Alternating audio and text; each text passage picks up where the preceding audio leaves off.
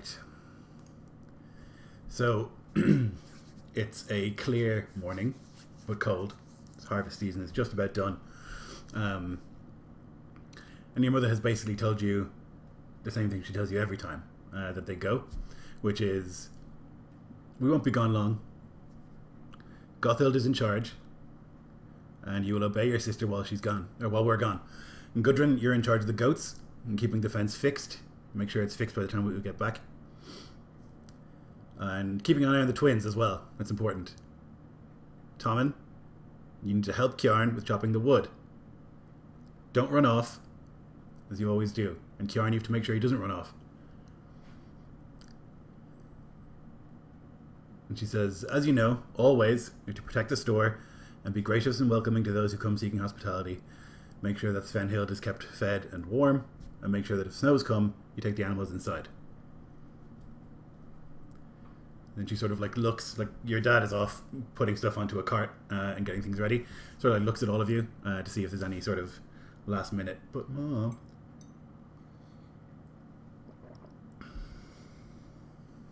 I think Kjarn definitely has one of those things he wants to say, especially because he's been tasked with keeping up with Tommen, of all things. Probably the toughest job on the farm by far.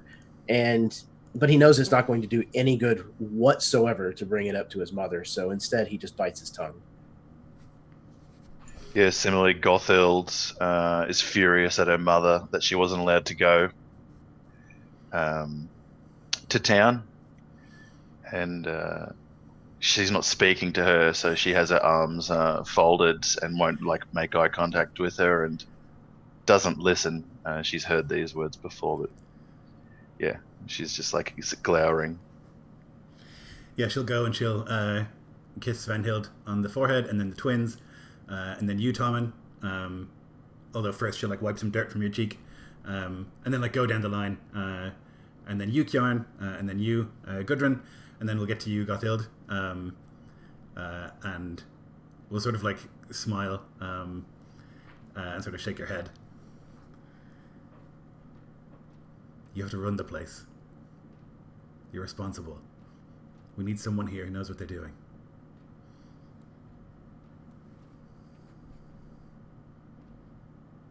Yeah, I think Gothild's just in that way crosses her arms over her chest and turns away, nodding, her nostrils flaring.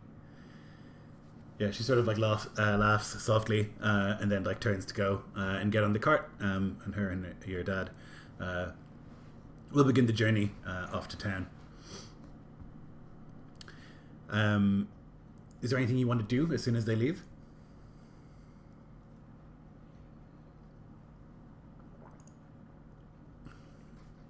So then I guess the next day we'll find you in various places sort of going about your business. Kjarn, you're standing at the top of the big rock that overlooks the sort of very short cliff that goes down towards the river.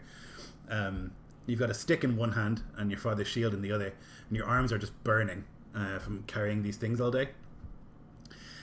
And the twins are playing at being trolls, and they're making gross little faces at you and putting their hands up here like this and and they've chased you up on top of the rock, but they can't climb up to one of the places. And you hit Braggy on the shoulder with the stick just lightly, and then he's like, "You didn't get me! You didn't get me!"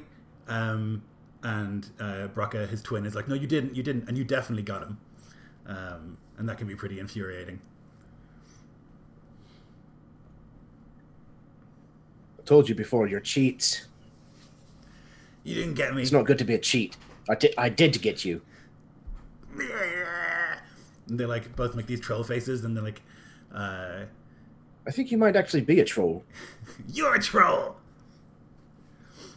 And then one of them looks back in the other direction and sees Gudrun struggling with the goats, and sort of wanders off in that direction. You know that you have a lot of wood to chop and a lot of work to do, Kjarn, and that has to be done at some stage over the week. But maybe you've taken today to sort of be a warrior. Yeah, and I think maybe he had started off the day chopping, and he got through maybe 3 or 4 logs, and he decided this one stick looked like a sword enough, and that kind of overtook his chores for the day, and now his arms are just too sore.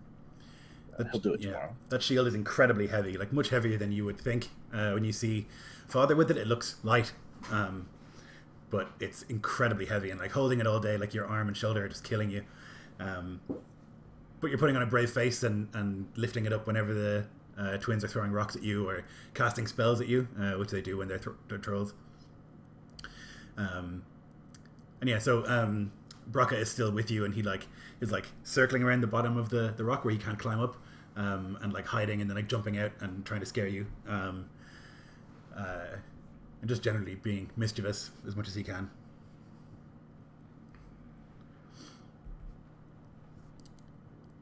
Gudrun, you're in the goat pen, and they are rowdy today. Twa and Fear are like belligerently loud, making this insane goat bleat all the time, and it's like infuriating as you're trying to calm them down enough to like milk the goats, but they seem maybe playful or maybe concerned, you're not really sure, but they're making a lot of noise.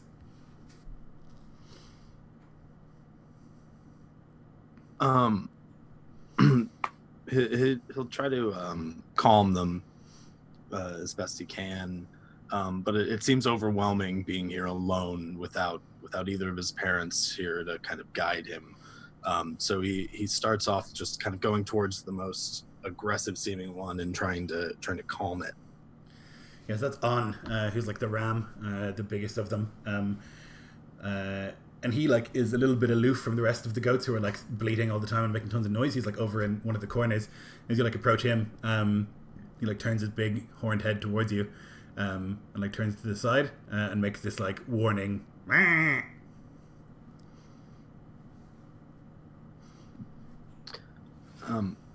Stop for just a moment, but then it's okay. Calm, and just put his hands out, keep him kind of high, like walk towards him, try to get him closer. Okay, can you give me an animal handling check? Yeah.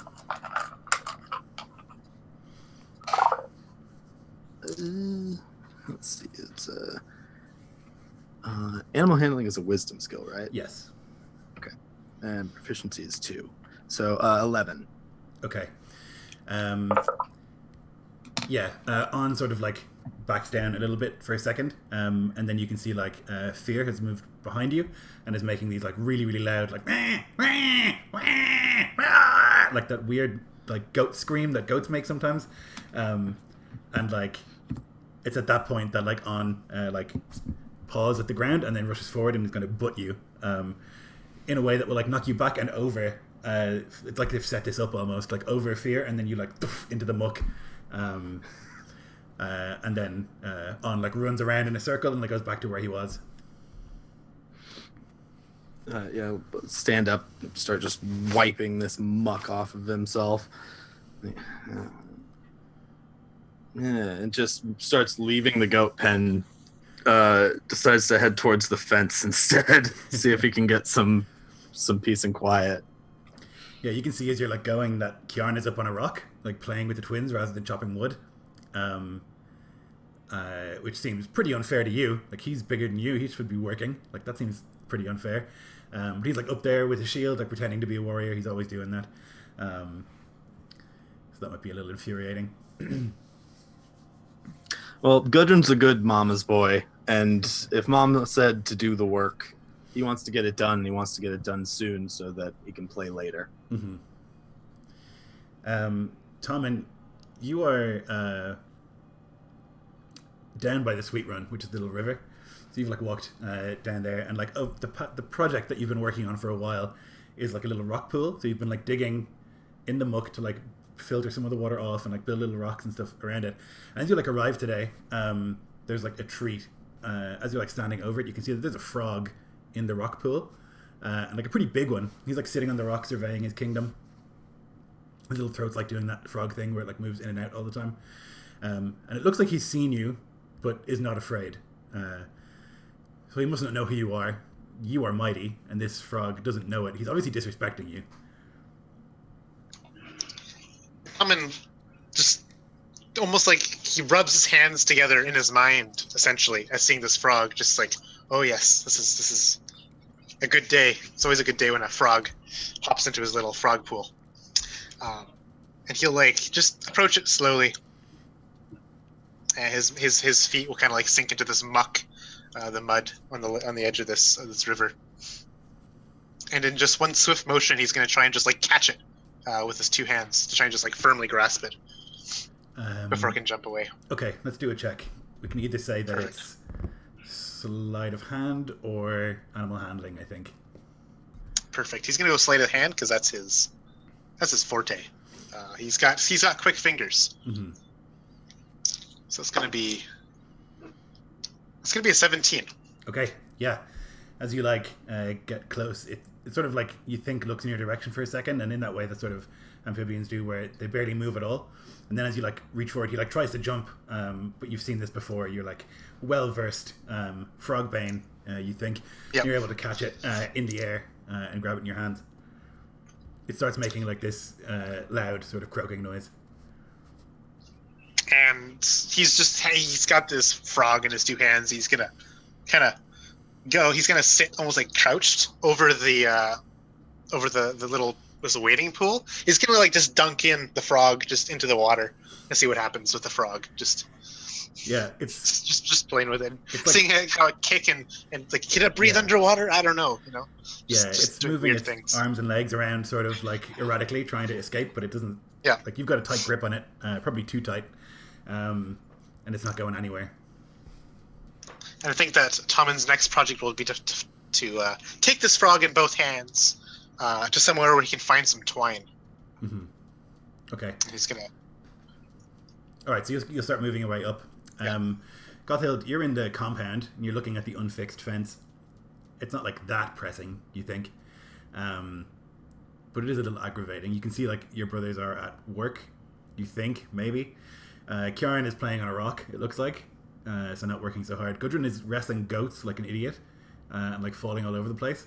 And of course you can't see Tommen. He must be off wandering again. And Svenhilde is like sitting in the dirt. She's playing with this little wooden horse that father whittled for her. And she's like excited and in a good mood and sort of like cooing to herself. And you just know there's a lot to do and a lot to manage. That everyone needs to be fed and clothes need to be washed and lessons need to be taught and more and more and more. It seemingly never ends, the amount of stuff that has to go on. And you can remember like once Tommen said to you that you had such an easy time, you get to stay in the house all day. But the little shit doesn't really know that this is like the hardest job that anyone has. She probably huffs and blows like a strand of hair that's fallen down from her face, puts her hands on her hip.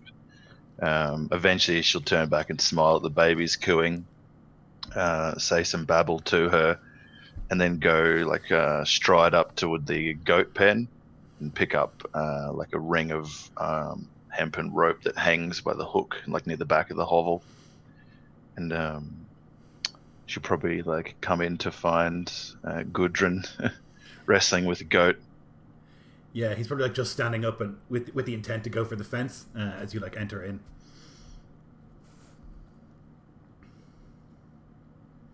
They're giving you trouble again, little brother. I don't understand how Dad does it. When he's with them, they listen to him. They don't listen to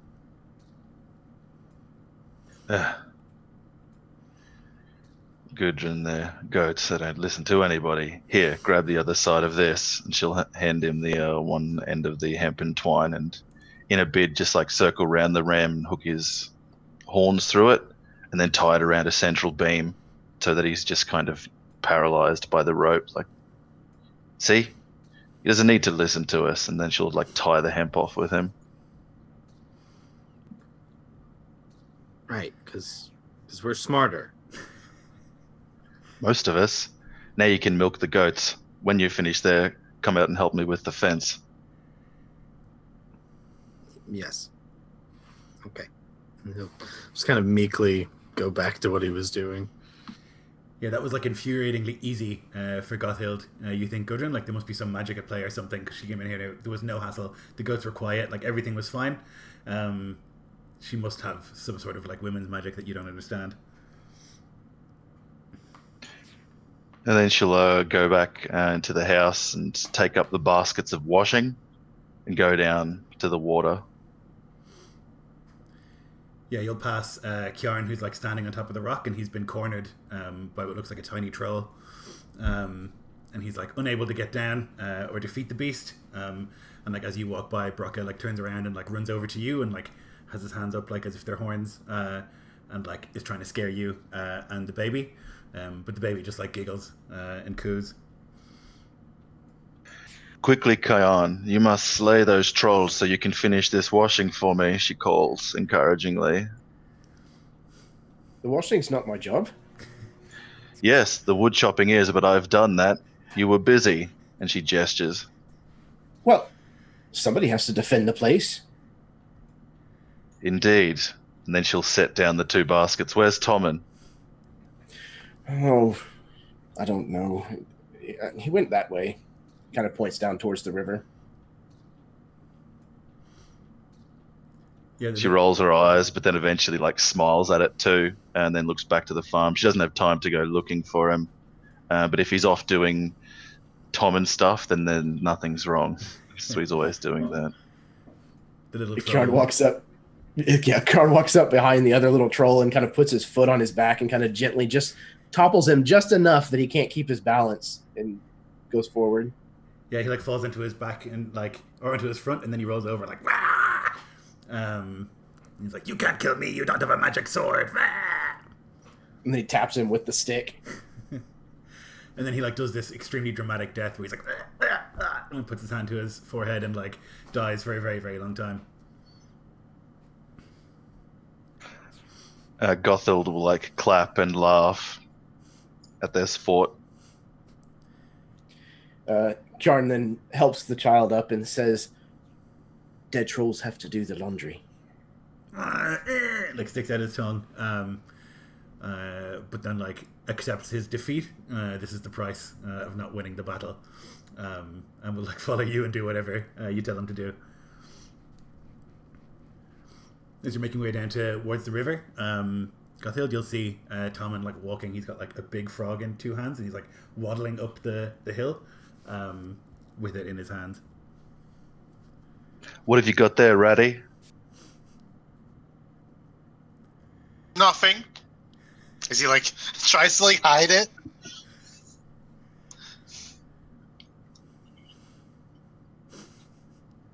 You finished your chores? And he Tommen's a sly one, and he knows that he didn't actually have any chores for this trip.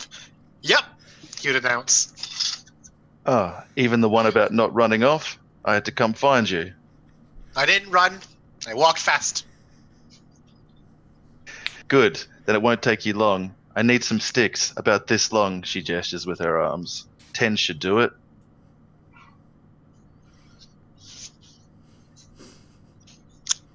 Kind of just like looks you over. Why? For the fence. We're going to fix it tomorrow. You could take Father's axe. And she'll like pull it from the belt loop at her side and go to hand it over. Kjarn scoffs at this openly. What? He gets to take the axe?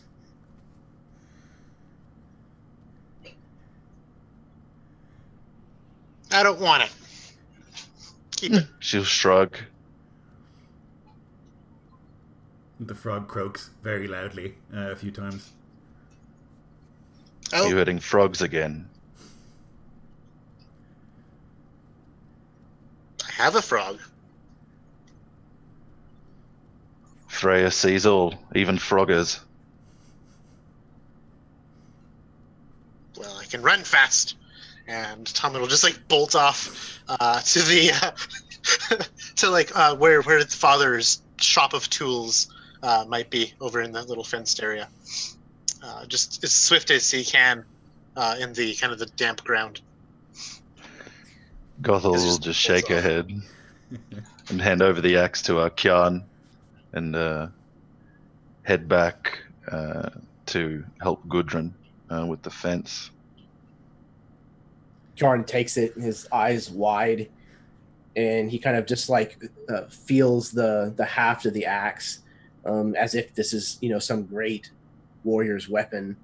And as soon as Guthild is out of earshot, he kind of grabs it, pulls the shield up, and yeah, starts kind of going through these practice moves, striking a dead log nearby with the axe.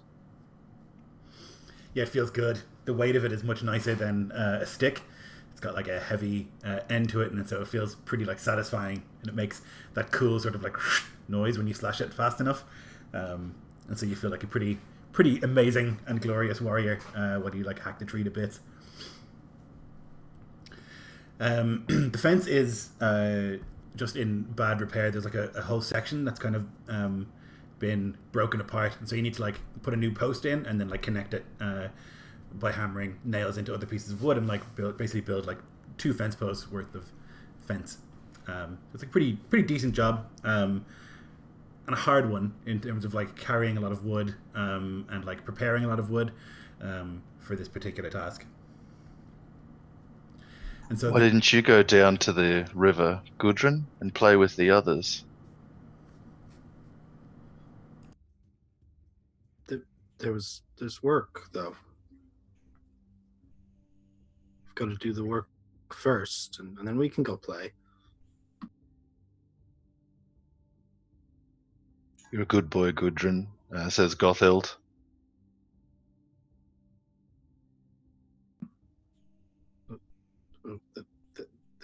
Thank you. And he seems like kind of flustered by this praise, but appreciative.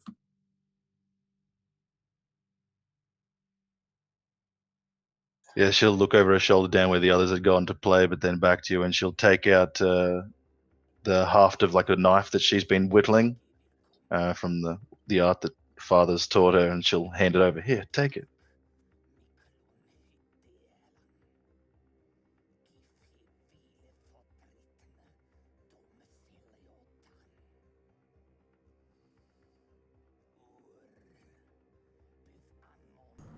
On sort of bleats loudly as he's tied to the post still. And he's like trying to test how tough it is. He's like moving around sort of the middle of this pen and trying to get near you again, Gudrun.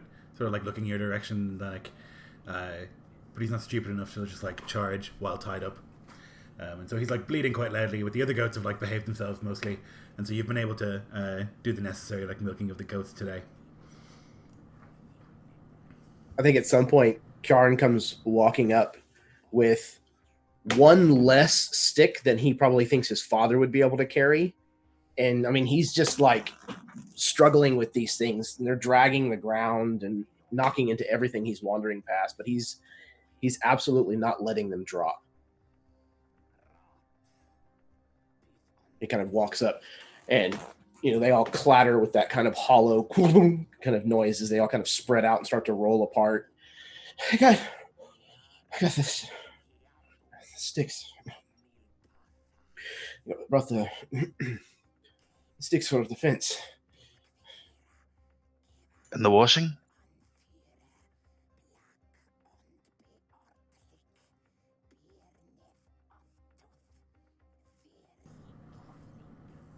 You're muted, Jamie. No, I brought the sticks. No, right, the washing. Right. He turns around and kind of takes like a few steps and then stops and like leans on his knees, and then walks back. Maybe it'll be easier if you're not carrying the shield and axe, Kjarn. But he kind of just drops them off to the side, hangs his head kind of down, and shuffles off in a huff. Yeah, you walk past the little statue of Freyr. You can see the back of it over the fence, and think like he wouldn't have to put up with this sort of nonsense, like washing clothes and stuff like that. As you like storm your way down to the river.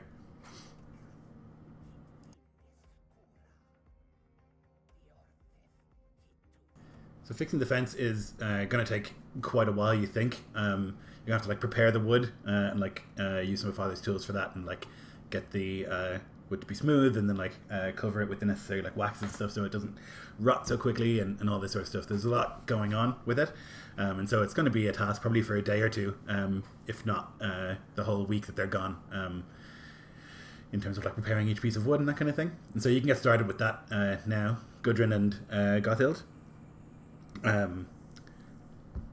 Like making sure that it's the correct shape, and then like sanding it down, and then applying wax and stuff like that. So you'll spend like the guts of the day, I guess, doing that.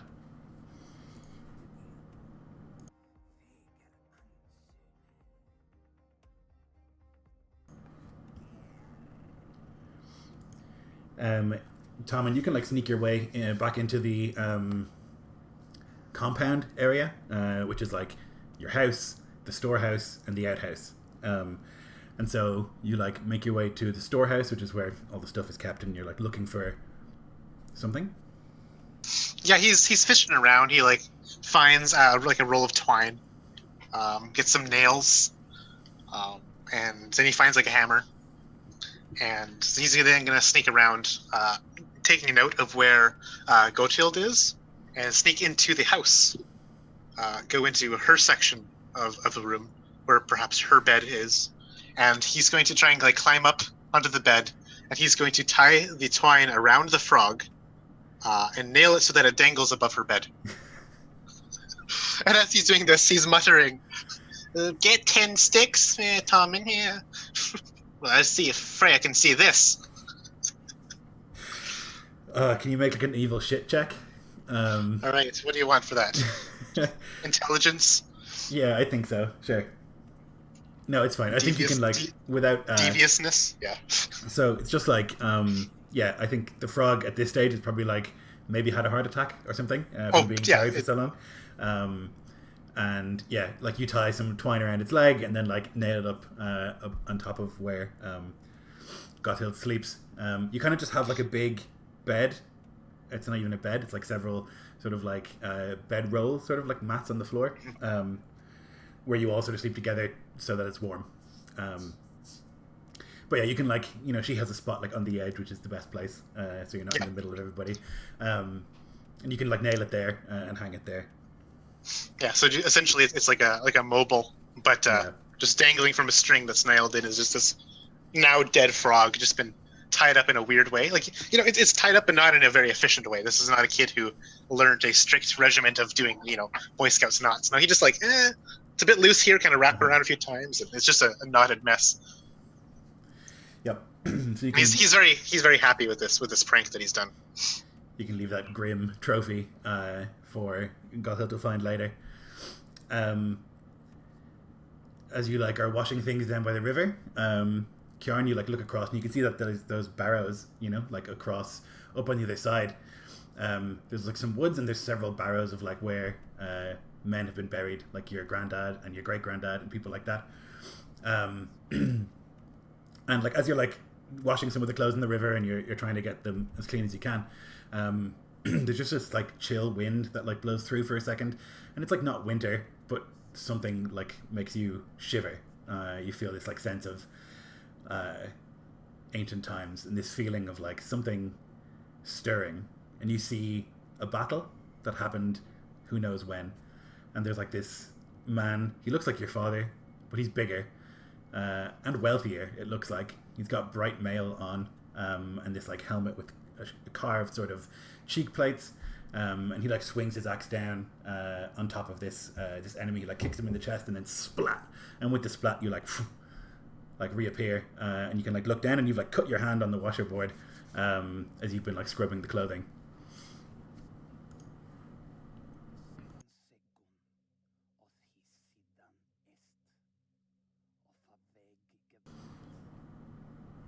Kjarn like doesn't even respond at first. Then he looks down and realizes that there's blood like flowing down river. And he looks down and realizes that it's coming from him. And he kind of stands up real quick and looks around as if maybe somehow he saw this battle happening nearby, and the perspective was just simply different. And he's eagerly looking around for where this conflict might be unfolding, then he's missing it.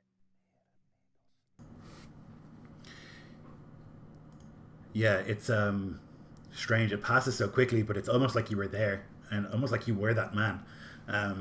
This weird feeling of like the past or the future or something in between, another world maybe. But it passes as quickly as it comes, and you sort of like look up and see those barrows, and that sense you always get when you look there. That, like, no one goes there. You don't even step near them. The dead remain where they are, and should be respected at a distance. Unfortunately, like, you've bled on some of the clothes, and so you have to wash them again. So that'll take some more time before you can like drag them back up towards the house. It's like, Yeah, I think this was probably like one of the last ones too. So he has to like, and then he kind of gives one last like weary look or leery look kind of off in the direction of these burials, and then kind of shivers and goes back to his task and doubles down. yeah, you can like drag them back towards the house, and it's getting to evening now and probably like dinner time, unless it's something someone wants to do during the day. It's getting to the sort of like evening, and it being autumn, it's like dark already by the time that you're heading home from your various tasks that you've been doing. You've gotten like one of the fence posts in, and you've hammered like the bars across and stuff like that, but there's like another one to go before it's all fixed up. In the house, like eating, there's this like thick stew of like rabbit and root vegetables with some thyme that your mom made before she left. And it smells like really amazing as you like enter into the house. But there's also like another smell as you like come back to the house, like something that's not so great. You can't quite place it. But you can like sit around the table and like eat this stew from like the bread that's not quite stale that you use as a bowl. And overall it's pretty delicious. And then there's like a sort of rain that starts to fall. And you can like look outside, and it's not snow yet, it's not sleet yet, but it's definitely cold rain.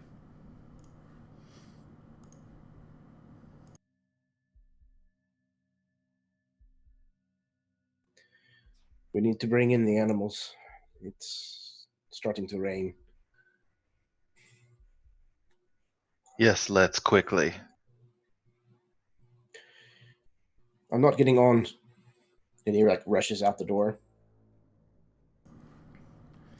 Yeah, you know it's easier to get the pigs than it is to get the goats, and so you can like rush out and sort of herd them back towards the house.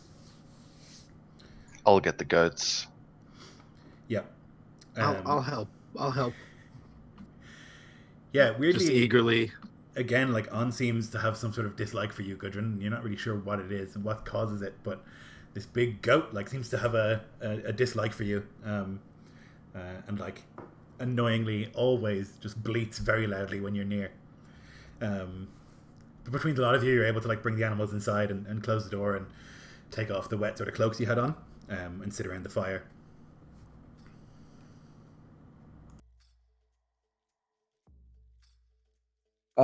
I think Kjarn has thrown an extra log on the fire. Maybe one beyond what the normal ration might be for the evening, just to kind of get the flames up a little higher. And he's scooted himself very close. There's a small stool that's like one of the most comfortable places in the house to sit, and he's kind of claimed it as he's kind of scooted it close to the fire, and he's kind of warming his hands. And then as his hands are warm, he's rubbing his upper arms to kind of try to soothe the sore muscles that he got throughout the day.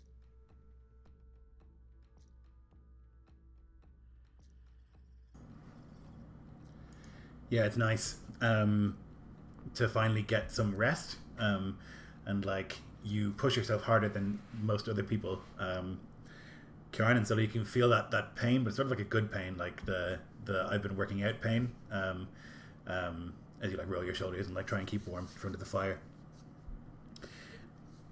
Guthild, we should have some meat. We worked hard today. We should work hard every day. Mead's for the holy days. And mother and father did not say we could have it. But they didn't say we couldn't. Well, then what do you think? Do I'm you pretty think we sure they would have told us. It's just a little. It's cold. It's only the first night that it's getting cold. It's only going to get colder. But you know Mom and Pa wouldn't have wanted us to. Concerned.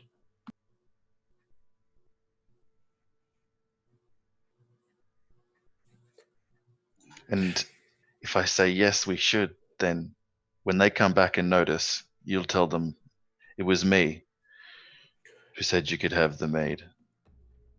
No. Then why No. ask me? Because even though it should be me, they put you in charge. You think you could get all of the jobs done before mother and father get back? Yes. Yes, I do.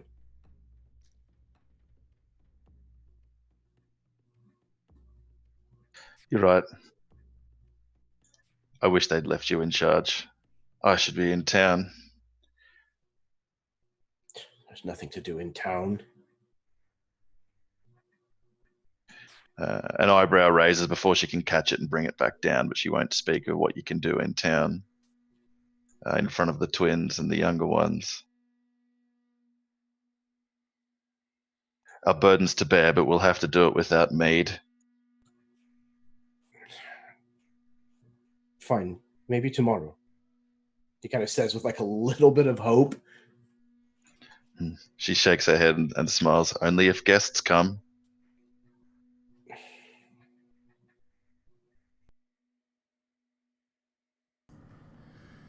As you like get ready for your bed, you can see that there's like this grim decoration hanging.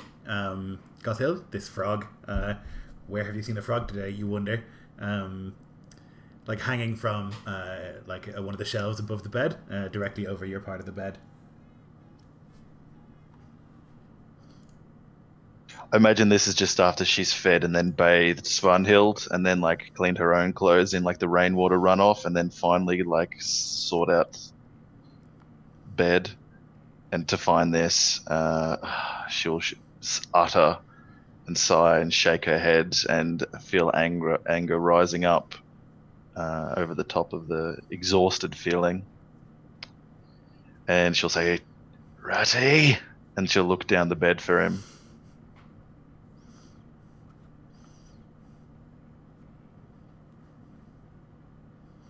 It was Bjorngar. I saw him.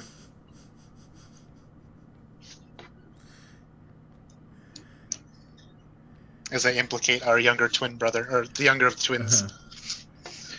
It wasn't him. He can tie knots, and she'll like pull the nail out with the string and the frog, and fling it out the window. Don't do that again. He kind of like, he's all frumpy from it's like, but he's like happy. He's upset. Not that you're scolding him, but he's upset that you weren't like tangibly or audibly scared or startled by the frog. Like it didn't work. This prank didn't work. It just like rolls over in the furs, putting his back to you. And then she'll take up the baby, put it in the crib, and then sleep down next to her brothers. She hates that too. Like she thinks that father should build her own room. And this is one of the reasons why. The dead frog. Yeah, it's in no way the first time this has happened. Like some sort of prank like that. Plus, like they all stink and they like all snore, and it's not a great place to be sleeping. But it's been like a long day of hard work, and so sleep finds all of you pretty quickly. What's everyone's passive perception? Does anyone have an unusually high one? 15. Anyone got higher than 15? Okay. So then you... Our two dogs might. Yes, your dogs definitely will.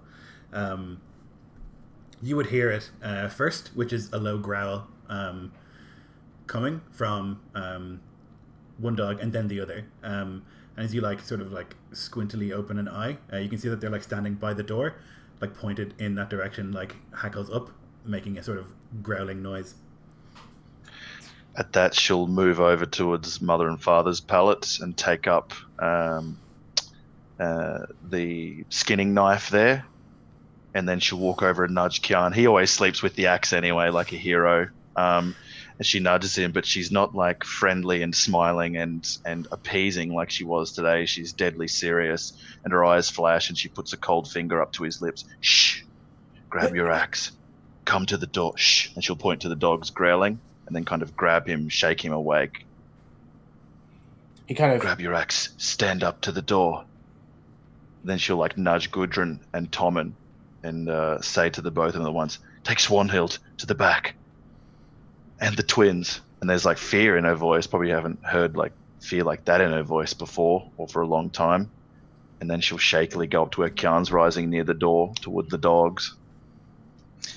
And Tommen, of course, objects to literally any command you give him, like with a, but why? You know, I don't want to.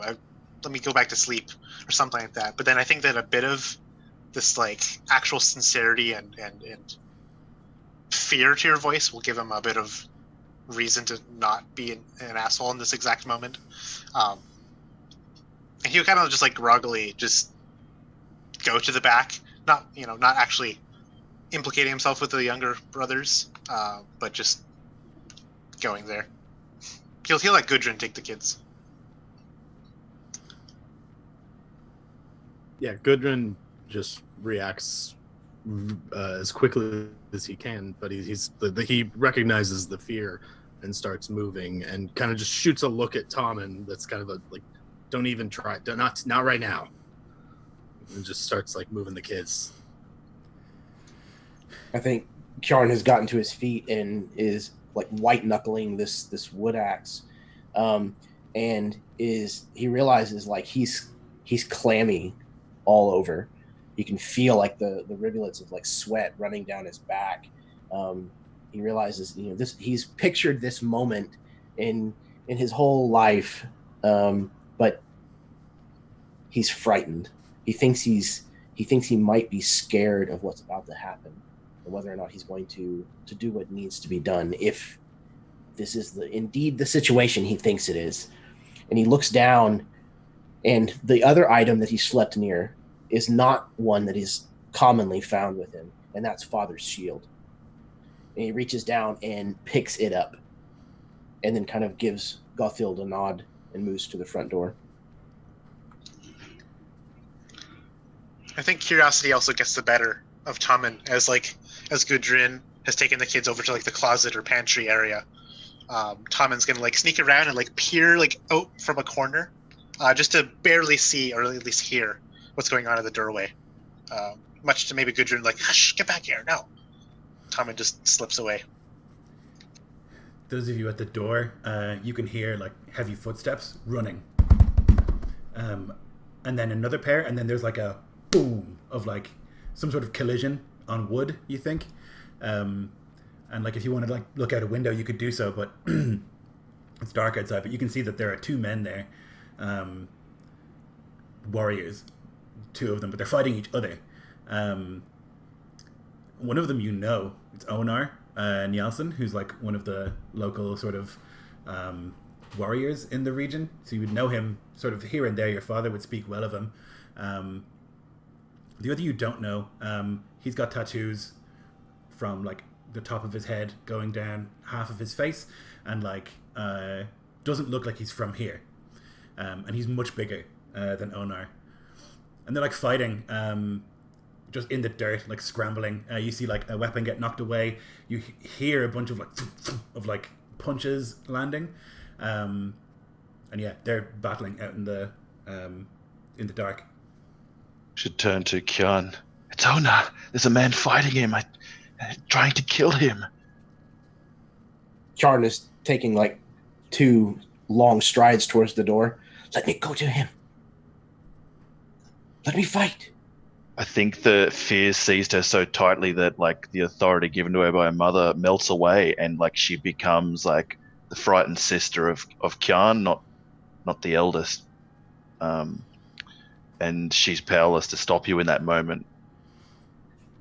He's our guest. He's on our land. We can't let him kill him here. Onar's our friend. He's gonna reach for the door and throw it open. I think instinct for safety of her brother would get her to try and like interpose at that moment, then like to bar the door, and I'll just try and like oppose your athletics. You can like see at that moment that there's like or you hear rather the shk of a blade going into a person, and then again, and you hear like this, and then there's like a thunk, and they're on the ground, and you can see that Onar's on the ground, but he stabbed the other guy, and then the other guy is like smashing his helmeted head into Onar's face like again and again until like Onar is like gurgling on the ground, and then just like boom, boom, boom, boom continuously, until there's just like this spot where there once was a man's face and it's now just blood and goo, and the man like is like breathing heavily, and he like nods and like gets up. Onar is like gurgling and still alive, and he like reaches over and like places Onar's axe into his hand and like kneels next to him, and he like says something in a language you don't understand, and like holds it down, and then cuts Onar's throat and like sits with him while he dies, and he's like breathing heavily in the dirt.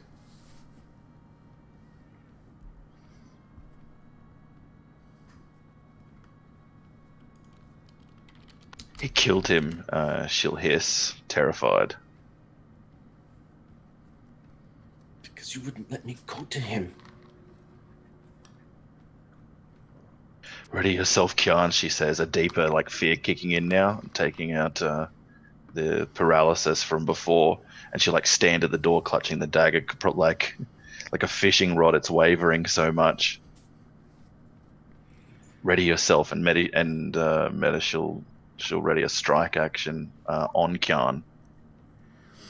As Onar dies and is definitely dead, the man sort of looks at him, and he's like breathing heavily, and he's like recovering himself, and you can see now that there's definitely like a wet patch in his side where he's been stabbed, it looks like, but now that Onar is dead, he like rifles through his pockets and like takes any wealth that Onar has, and then like seems to remember and like looks in the goo where like the ruin of his face is, and like will take his dagger and like pry out some silver teeth from Onar's mouth, and like put those into a pocket, and but he leaves him with the weapon, and then like places it, and then will like groaningly stand and pick his shield back up, and the axe. He'll go back to his belt, and then he'll like call out, "Hello."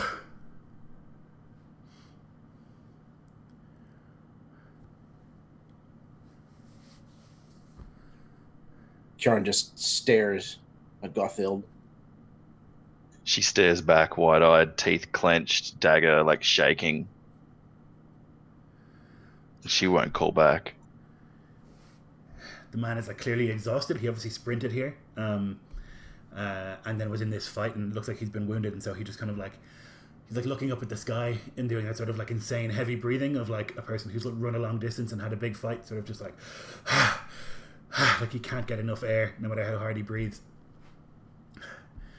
"Hello," he calls again, and the dogs are like growling pretty roughly, and you think like they've been trained well enough not to like go nuts, but you think they're like on the precipice of it.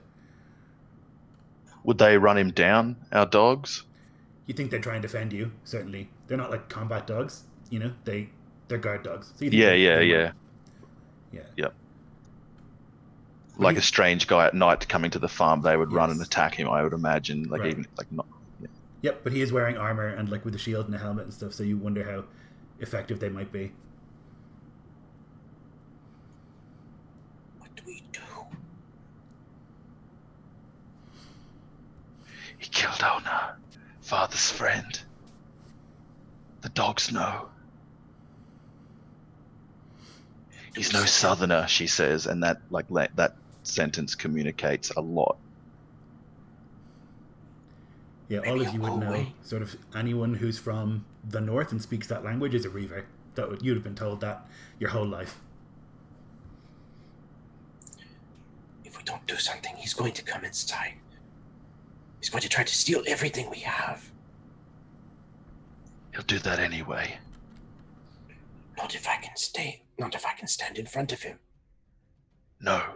He'll kill you like he killed Ona. Wait in here. We'll kill him if he comes in. Maybe he'll just leave. If he thinks there are dogs here and more men. Fine. Okay. Like a couple of minutes will go by in silence as he like waits, and then he like says a few words in trade tongue. He says, "Peace, no fight, peace, hunger, thirst, peace."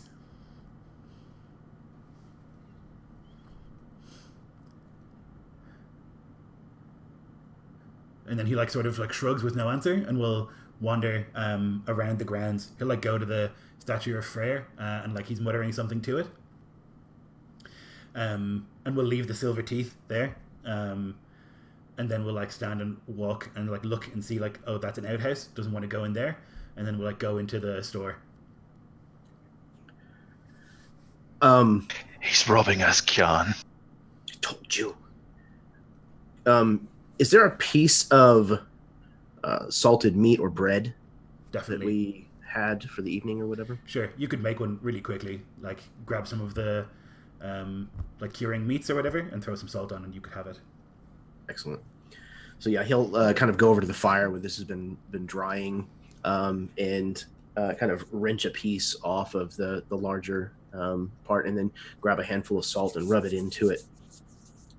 And then he's going to determinedly kind of turn towards the door and make his way in his direction. So you think the dogs will definitely run for this man if you open the door? And so if you want to try and control them, you can do that, but you think like they think this is an invader at night, and so you'll have to like either put them in a different room or tie them up or something, but they're like at the door snarling, you know? Gothil's good with the dog, so she'll just grab the collar of each of them and follow in the wake of her brother. Okay. So the two of you go out into the night, and it's dark, and you can see like the steam coming off Onar's body, and it's like way worse than you thought from the distance. Like it's violence you never would have seen before, like gooified face. But you can see that his like hand is like gripping the weapon so tightly, and the man made sure that he was holding the weapon before he then stole his teeth. What is the weapon? It's a Sayax. I'll move over and take it and bid Kyan like take it, and I'll take the axe from him. Okay, he'll certainly switch, but he's not making eye contact with Gothild at all during this. He is staring at this puddle of what was once face. It's not disturbing him. It's almost intriguing to him. It is gross, but at the same time, he's fascinated by it. Whenever he finally has the sex, he kind of looks down at his hand and realizes now he has a real like blade, like a proven warrior's sword in his hand. Mm-hmm. There's blood on it. Yeah, he's on a high mountain at the moment. So you can make your way over towards the store, and sort of like as you're getting close to it, he will like step outside, and he's got like you can see like a piece of cloth, and in the other hand he has like a bit of dried meat. He like steps out and sees you, and then like drops the two things and puts his hands out. Peace, peace.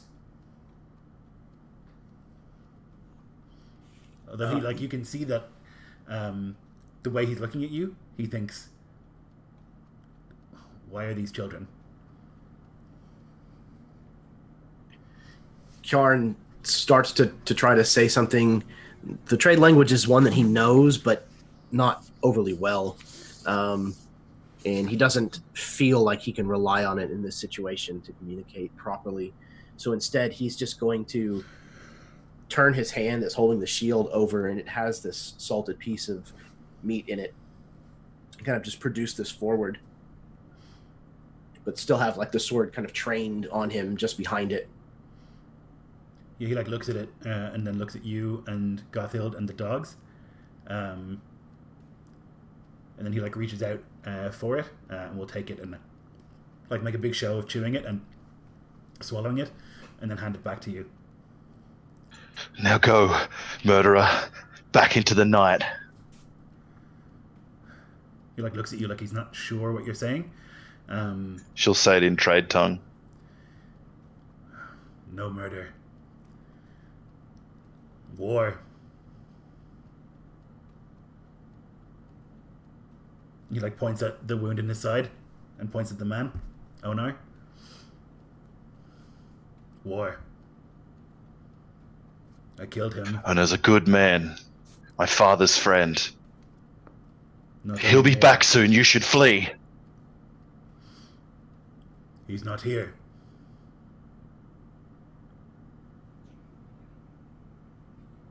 You're your guest. Guest, not thief. And he kind of points to the stuff that he's dropped on the floor. I thought no one was here. I called many times. I'm wounded.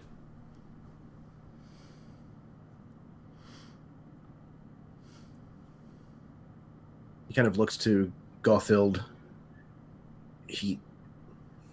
We have to take him in. He killed Onar. He robbed us once he knew we weren't here. I've offered him the salted meat. He partook of it. He's our guest. Guest. He points. Guest. Harald. Ilskasgormer. He says like that's clearly like a name in his language that maybe makes sense. It's something snaky. And then he like lists off a bunch of locations, but in a language that you don't quite follow. There's definitely like forest, cliffs, like a few things are mentioned.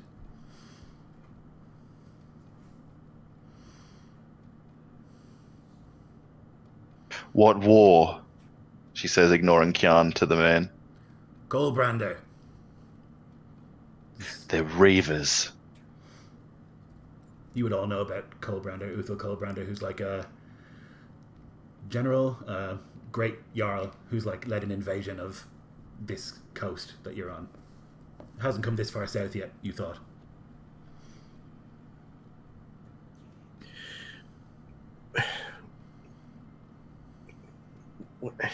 Maybe we can just give him a few supplies, then send him on his way.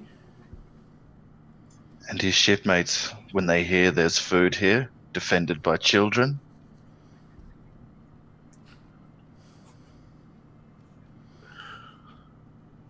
We can't kill him, Gothild.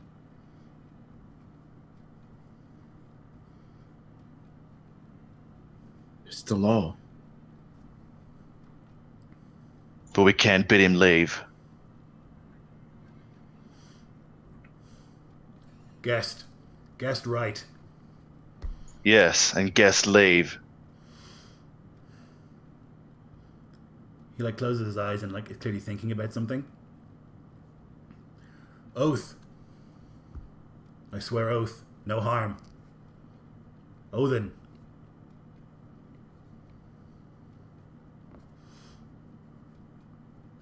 And he like recites something, and the words here and there make sense to you, like he's reciting a sort of like contract or an oath.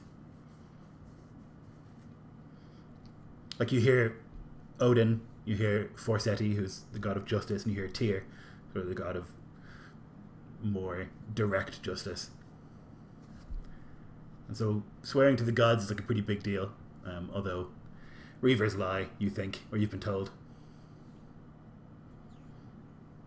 Kjarn kind of looks at him and he says, no speak of here.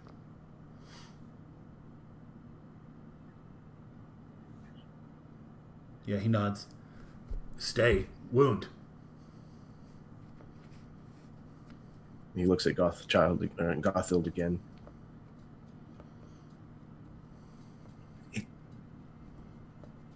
I think Father would do this, Gothild. He's a warrior. He's wounded. Ono was Father's friend. He'd drive this man back. Then I cannot fight him. Not after we have offered him a host. I can't. Not unless he does something wrong. If he breaks the pledge, then I will kill him. I will kill him. Then you can look after him in the animal pen. You can stay, she'll say angrily, and like pull the dogs away and leave Kyan to the man, angrily, scared.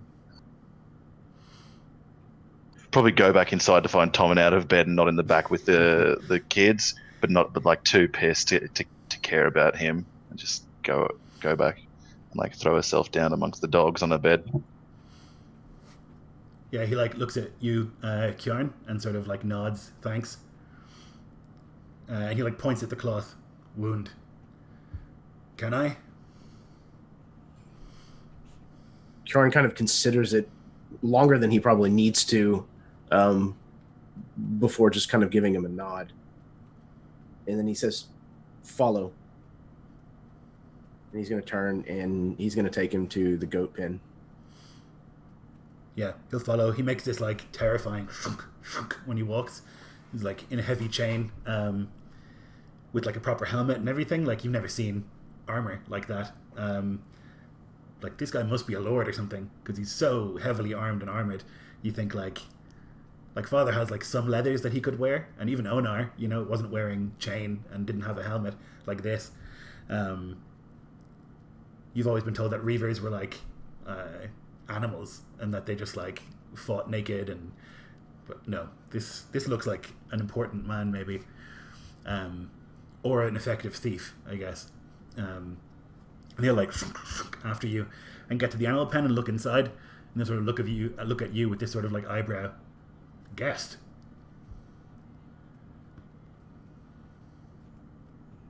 He kind of rolls his head like, yes, I know, but kind of looks back and plays out the whole conversation that he would have to have with Gothild if he brings this man into the house, and says, points to like a dry-ish corner of the goat pen, and says, tonight, here.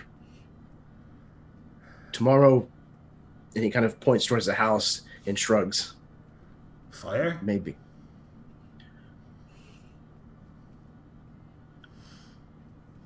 He nods. You think that he can sort that himself. He was just asking if he's allowed. Right. Gratitude. He nods and he heads back to the house, and he's going to, I imagine oilcloth is probably something that they would have. Sure. So he's going to look for like a section of oilcloth, and he's going to grab one of the small flasks of mead.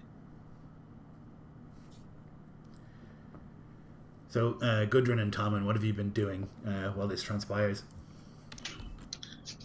After Gothild has kind of like slumped back on the bed, Tommen saw this as his chance as he climbed up on a stool that he had kind of put near a window, and he's kind of plopped outside, out of the house, and in kind of the twilight of in the night, he's gonna just peer over to where this man is, because after Kjarn took him out of earshot, this is just too nagging for him. He's gonna like be literally out in the bush and out in the field, just kind of looking at this guy from afar and creeping closer and closer.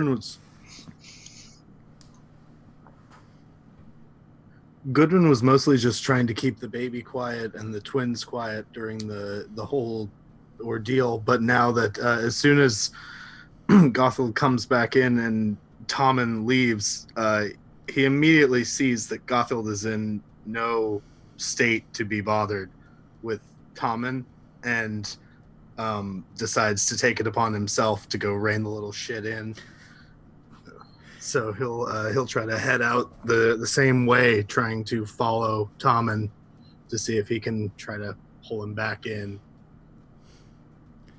Yeah, so you can like make your way outside at the back sort of door and see that Tommen is like creeping closer to where the animal pen is, and you can see, or you can hear rather, this sort of like breathing and like some of someone who's clearly like a big man. You can hear that it's a big man from like the rumble, I guess, of the breathing, who's trying to fix himself, it sounds like. Would the window that we jumped out of have passed by the body in the front, or would we have not seen that yet? You would have to pass it, yeah, to get to the animal pens. Yeah, because that would immediately catch Gudrun off guard, and he would most likely, being fairly unaware, like he heard the noises but didn't really know what was going on. He just doubles over and throws up the stew and is just standing in shock, almost forgetting about Tommen leaving. And that might even he'll take a few steps back towards the house.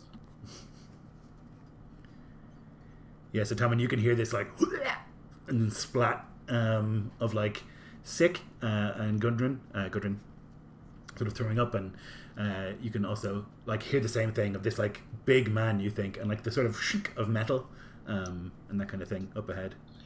Yeah, Tommen thinks he hears like a bear or something. He's got tunnel vision right now. He didn't even notice the body over there. He doesn't really listen to Gudrun vomiting. He's there's a bear here, something with a deep rumbling voice. And I think he's gonna like have enough nerve here, or enough naivety, or a combination of both, just to like go to the goat pen and like kind of like leaning up to it, like sticking his head through, to kind of just like look across and see this man kind of sitting down. Yeah, he's a giant. He must be. He's like the biggest man you've ever seen. And like you've been to the village once, and there's some pretty big men in that village, but like this man is like a head taller than Father, probably. And he's wearing this like suit of metal, like from the neck down. You can see there's like this helmet that's been thrown to the side that has these like cheek plates, and they're like carved with all these snakes and serpents. And like he's got this like battle scarred shield, and he's got like this really finely made axe that's like thunk into the goat pen at his side. And he's like currently trying to take off some of this armor, and you can see that there's like blood running down from his side. And I think that he'll say something that, of course, I don't think this man can understand him, because Tommen only speaks in the native tongue here. But he'll say, you know, like, well, who are you? And says, you know, or like, I thought you were a bear. You're not a bear. But of course, this doesn't travel well. He like looks in the direction of the noise and like squints in the darkness, and then like makes out your face. And he just like sort of looks quizzical, like, why is there a little kid out in the middle of the night, like coming to the animal pen where I am? It's so confusing to him. Like he doesn't understand what's happening. And he like says something in his language. It just sounds like rocks grinding together. He just like, it doesn't even sound like words to you. Are you a giant? That word he does recognize. It's the same in all languages. When you say Jotnar, and he like raises an eyebrow and then like chuckles. And then he like says something, blah, blah, blah, blah, giant. Do giants eat people? Do they eat kids? He like turns his head, not sure what Yeah, you're saying. And then he just like smiles and nods. And this will like take Tommen aback a bit. Like his eyes grow wide a bit with fear. And he's gonna like kind of step back a bit, knowing full well there's a full fence in between this bear giant and himself. Tommen isn't too concerned about his safety. Like, you know, there's a fence in the way, it's fine, because you know fences hold back big people.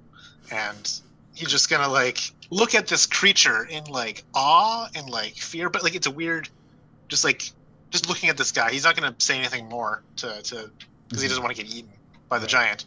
I'm just going to kind of watch him. When Thomas steps back, he'll kind of bump into Gudrun, who's finally steeled himself enough to kind of catch up. And he doesn't even.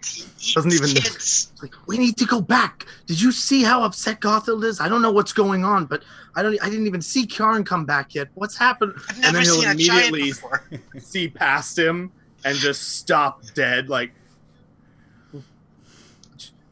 And he'll just like grab Tommen by the shoulder and start trying to run back towards the house. He calls something after you, and to you, Gudrun, it sounds like, I will destroy you, but it's obviously just like something that he says as he like... I eat children. Yeah, as he like tries to take the rest of his chainmail off. I want to see the giant. He kind of like screams and kicks. But Tommen's a light little kid. You know, especially you just like grab him by something and it pulls him. He's able to like kind of like squirm a bit, but you know, doesn't offer too much of a resistance because you know it's kind of like wet and mucky out here. Can't get a foothold.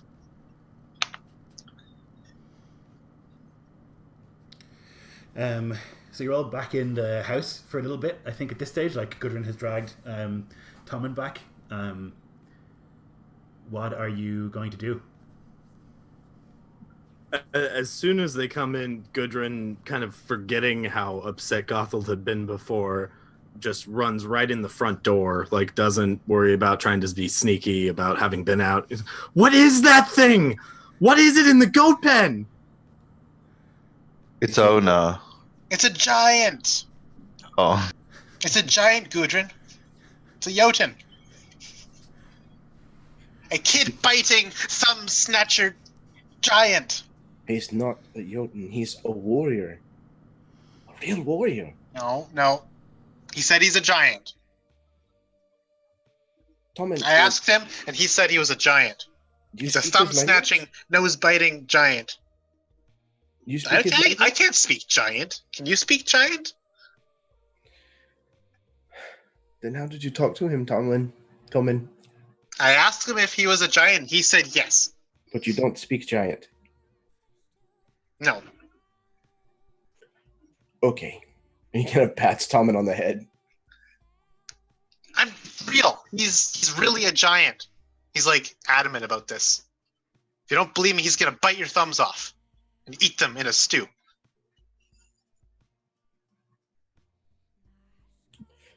Kjarn kind of bolsters himself. What did you mean when you said? What did you mean when you said it was Onar?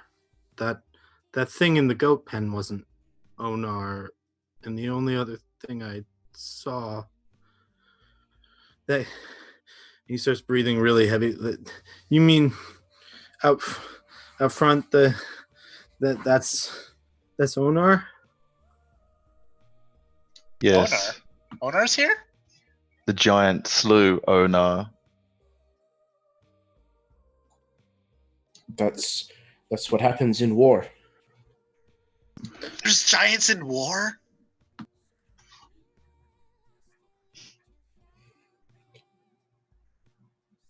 I'm going to take this to him. He kind of holds up the wineskin of mead. That's not enough for a giant. You two. Why don't make the giant angry? Give two.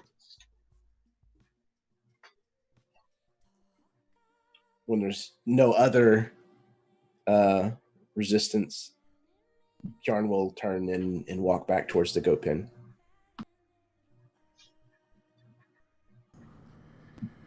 Gothel, I don't understand. If that thing slew Onar, why is Kjarn offering him our mead and our hospitality? Why?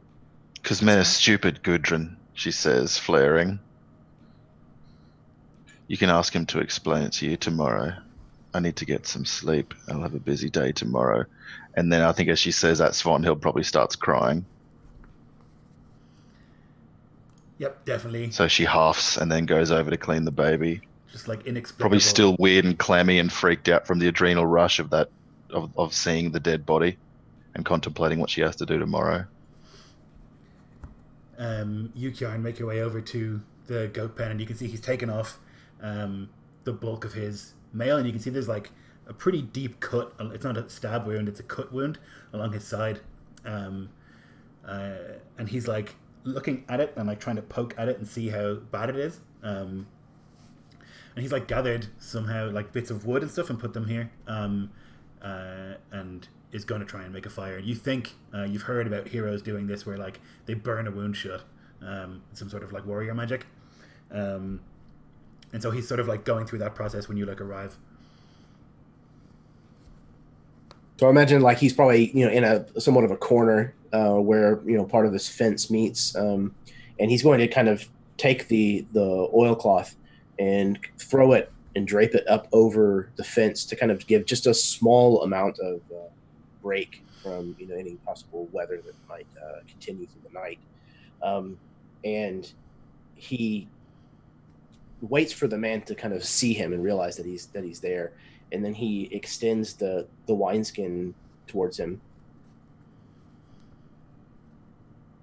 He takes it happily. Mead. Thank you. And he like is trying to get a fire started, and like he'll kind of go through that process. It seems like he has a fire under his tongue because it starts very quickly. And he like places one of his knives like in the fire, the metal, and he like takes a pretty deep swig and like places it down. Thank you. Must fix wound. Kjarn again kind of watches in fascination, this kind of gross fixation, and he actually ducks beneath the top rung of the fence and steps into the goat pen. His eyes are transfixed on the discarded armor that this man has set aside, and he's kneeling down and is like reaching out to touch the various parts of it, the worked metal, just craftsmanship that he's never ever seen before in his entire life. Yeah, there's like hundreds of rings, maybe thousands of like little tiny rings that are all like identically sized, and like some of them are like welded together or whatever else, and I've never seen anything like it. It looks sorcerous, like dwarves must have made it or something.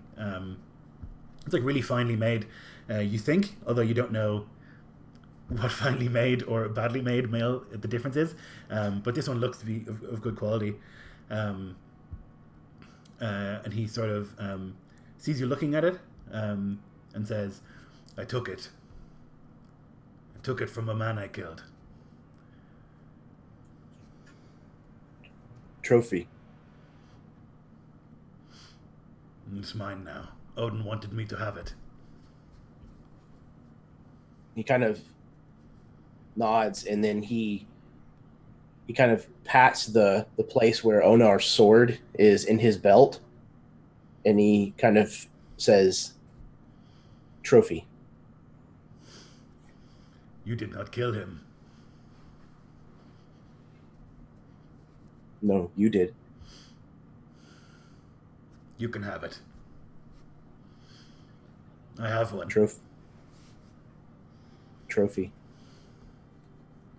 He seems to be in better spirits and a little more relaxed, and it seems like whatever adrenaline he had has like gone away, and he's like more mentally there. Like he had this like wild look in his eyes, and he was barely able to speak earlier, and now he's kind of a bit more able, you think, and he's at ease. He like feels, I mean, you get the sense that he doesn't feel afraid right anymore. And I think that might be part of what kind of puts Kjarn a little more at ease as well, is he doesn't seem like he's eager for more violence. Right. And at some point, I think Kjarn reaches over and takes the wineskin and kind of looks back towards the house, and then helps himself before he passes it back. Yeah, he laughs. You'll be strong. He like points to your arm and like does the sort of like tough guy thing where he like shows off, and his arm is enormous, just like freakishly large, like way bigger than Fode, like in any sort of sense. He like drinks some more, and then he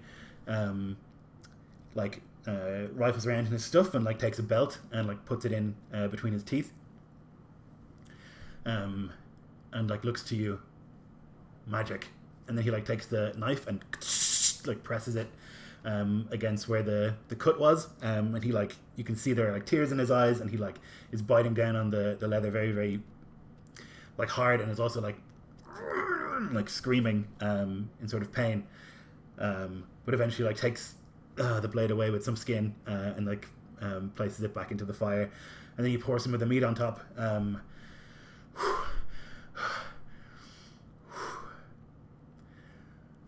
I won't die here.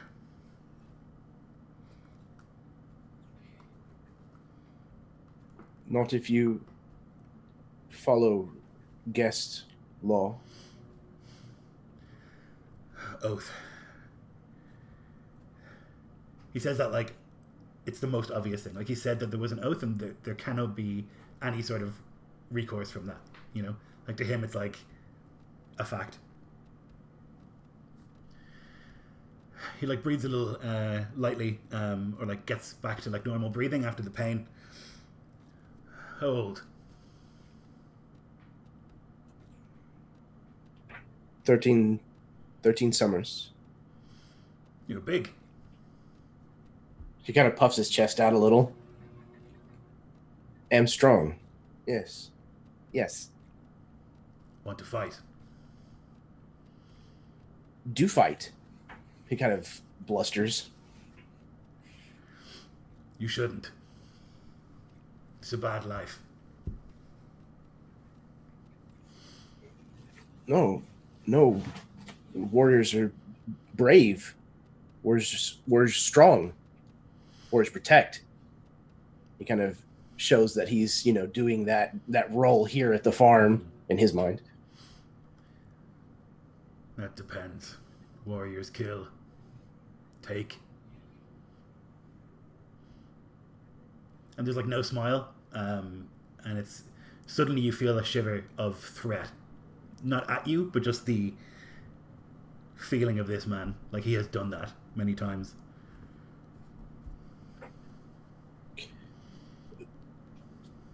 Maybe tomorrow you can come to house. Maybe. I am guest. I will help. He like points just in the vicinity.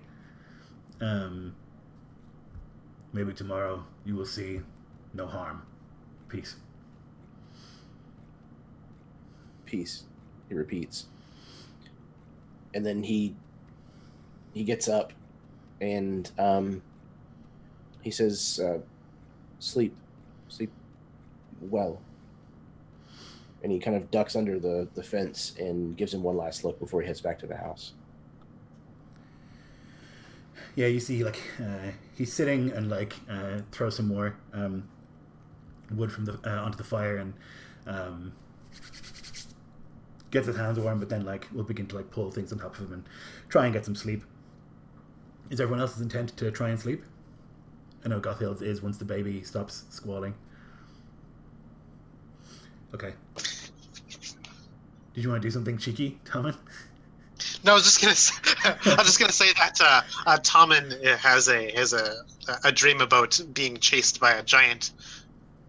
This man, as he stretches up from the goat pen, he is actually taller than a tree, despite him sitting as he stands up, and he chases Tommen through the grain field, saying things like he's gonna bite his thumbs off and make a necklace of them. Pretty classic giant behavior. Okay, we might take our break there. We'll buy a break, get some smokes and drinks and all the rest, and we'll be back in like 5 or 10. All right.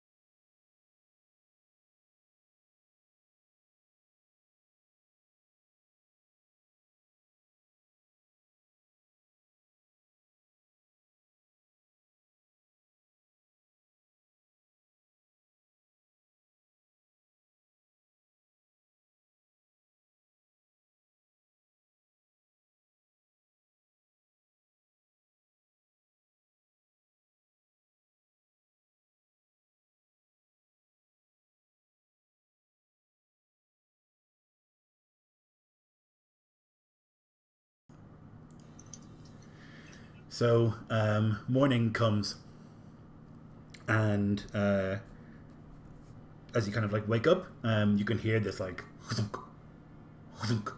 from outside, and like making your way outside, whoever it is, you can see that like the man is up, and he's like chopping wood to replace what he took last night for his fire. He's like stripped to the waist, and you can see like he has this wound, but he's like put some cloth tied to it, or like wrapped around himself. And yeah, like he's big, he's got tattoos, which is not so common around here, but definitely like a mark of northerners, over most of his body, like all these strange sort of like curving symbols, a lot of like snake imagery, serpent imagery, and that kind of thing. And he it's like chopping wood with his own axe that he had, and so he's like doing that to whoever comes out first in the morning. Gudrun will hang back a bit and hold the twins back specifically from going outside, and talk to probably Gotheld about we need to do something before we let them see what's happening. You're right. Speak to Kyan. I'll nod. And You'll also see that the body is no longer there. Onar's body. Oh. Like the blood is still in the muck, but the body is not there. Yeah, well, Gothil's plan was to take that body on a cart and remove it this morning, so I guess she'd go up to the man and ask him where's Onar's body. River. I cleaned. He says it like matter of factly, like he cleaned the body. Making wood for fire. She nods, understanding, but offers him no further words, and she'll take the cart and go down to the river. Yeah, the body is there. It's been cleaned, and like without all the blood, you can see like the face is like terribly bruised, and you think like the nose and maybe cheekbones are broken, but it was definitely like the cut to the throat that killed him. And so the body is like very, very pale. There was a huge amount of blood in the muck, like in front of the house. But yeah, it's here, and the body is here, and it's clean, and it's intact. And she'll grab the hempen rope and wrap it under the armpits of Onar and drag him up onto the back of the cart, and then like tie him with the remaining rope to it so he wouldn't like slip off it ungracefully. And then with much effort try and get back onto the trail with the cart and the body. Intention is to go and like put it in the barrows. Okay. Yep. Yeah. He's intending to burn it, but he won't like stop you doing that. As you're like coming back up the hill, he will walk over. What work can I do? Clean up your violence. I have done. I wash body. And the blood out the front. We have children here and a baby. You could fix the fence, see to Kyan. I will. Or look to Kyan, she means. Yeah, he like nods, and we'll go down to the river to get water to like clean the blood from the muck, or at least dilute it somewhat. She's shaking from fear, so she'll turn and put her hands back to the cart and trudge up towards the barrows with Onar's body.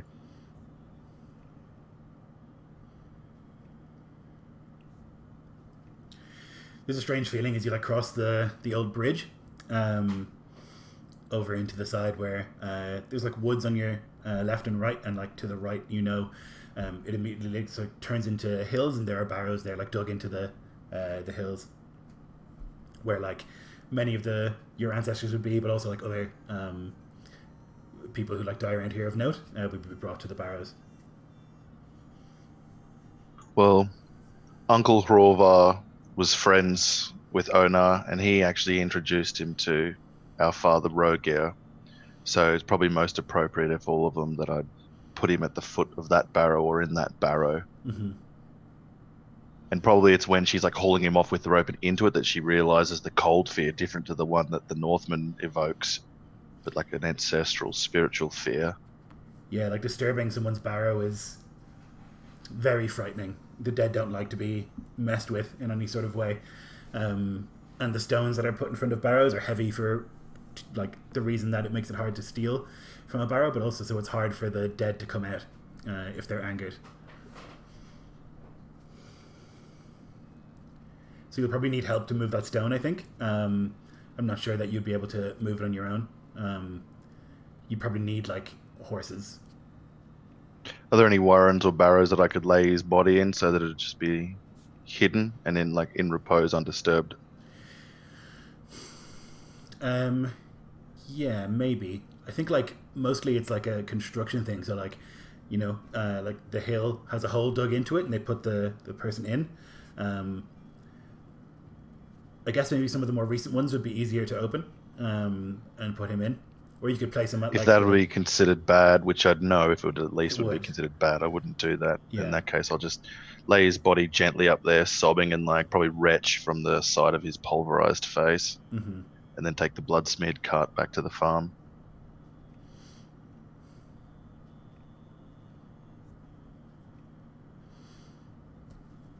The man goes about trying to clean the blood from the floor, from the ground outside. He like brings these big buckets of water and like throws it to like spread the blood so it's not so thick. And then like we'll with a shovel or something like move things around and throw some straw down in the area so it looks a little less grim and violent. You'll see like frequently he like from the pain of the wounds that he's taken. He has like several fresh wounds, like one on the back of his leg, and certainly the one on his side there.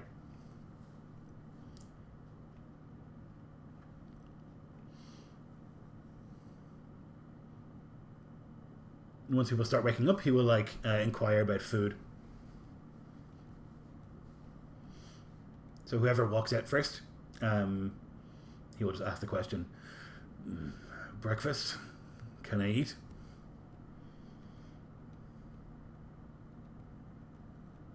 I think Kjorn is probably out, and seeing that this man has already been up working after he had been wounded, Kjorn is now trying to match step as much as he can. Now he's ready to work and show that he can do what needs to be done. So he's out there, and whenever he asks about breakfast, he realizes that there's this terrible grumble in his stomach as well because he hasn't eaten yet either. And he kind of looks to where Gorthild is kind of coming back with this cart. And I can only imagine the look that's probably on her face at this moment. And Kjarn does not want to call down the wrath. He knows he's already in deep trouble as it is with her. So he's going to say cheese and sausage. It'll be cold, but good. He like smiles at that. You think like, or you've heard stories that like reavers eat dirt and stones, like that. They'll eat anything, and so it's probably like a banquet to him to have like actual food. How they get so big with no food is a mystery. But yeah, he'll like happily whatever you give him, like take and be grateful for. And like as the two of you are eating, he'll like point to like the cut on your hand. Fighting? He looks down at it and looks up immediately as if he's going to start lying and say yes, in fact, that it was. He says, "No, I've only fought brothers. I win, but laundry. Washing?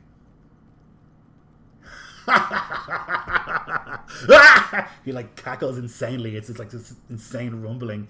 It's so loud. Like you've never heard anyone laugh so loudly. There's just no reservation in him, sort of almost wild. And then he like recovers and like does some coughing and then some from like the pain in his side. Kieran adds, "Didn't win," and he points to his hand. But you are a warrior. You don't wash.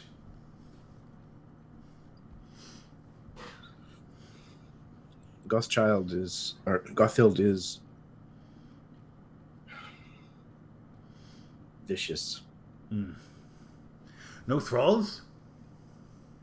And he looks around. Is that a common practice around here, in this part?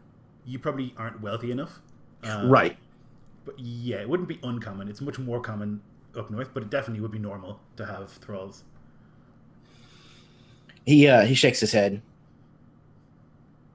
Too many mouths. He's like chewing on the sausage. It's good. He eats voraciously, like 4 times what you eat. He's maybe 4 times your size, but he's just like gobbling food nonstop. And you know that that's allowed. Like as a guest, he's supposed to get the best of what you have and that kind of thing. But he also is supposed to respect certain things, and he's trying to do that, you think, but even so, eating into the breakfast rations pretty quickly. He would ask Gothhild, oldest? Barely, but yes.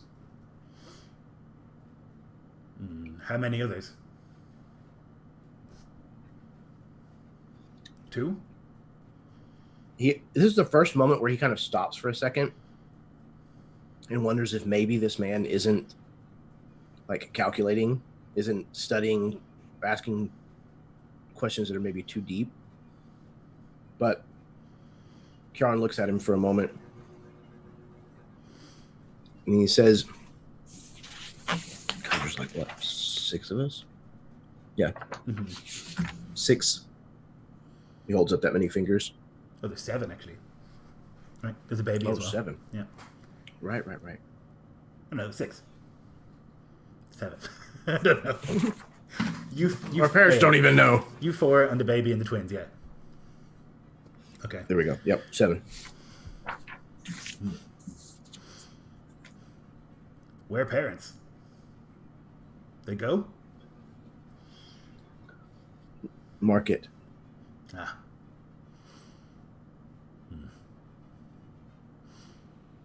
Lucky for me. He kind of nods. Unlucky for... He like points to where the body was. He reaches up and like grabs the man's wrist, almost like out of instinct, and like kind of lowers it. Like, you don't have to talk about it. Like, don't mention it.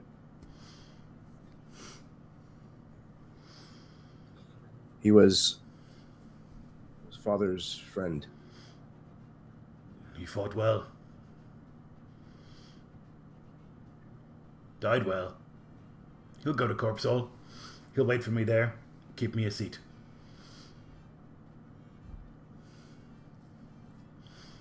Then I will see him again someday. Maybe you will. And that's like pretty huge praise. The idea that you might go, because you're a child, like go to Corpse Hall, Valhalla, whatever.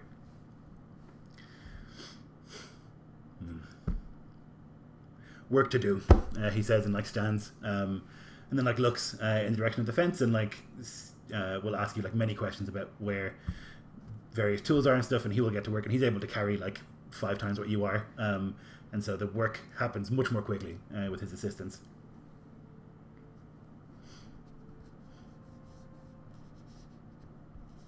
So Tom, and there's a giant. Oh, I was going to say, Gudrun's continuing to help with the fence, but just in a terrified silence now that this man is working alongside of him. Just looking up at him whenever he thinks the man isn't looking. Yeah, if you're working with him, there'll be a point where he has one of the fence posts and just into the ground, and then leans on it. Name? Harold. Gudrun. Harold. How old?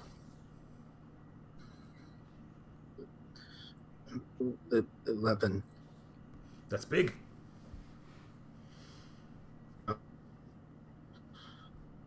Not as big as Karn, but Not yet. You'll get big. someday.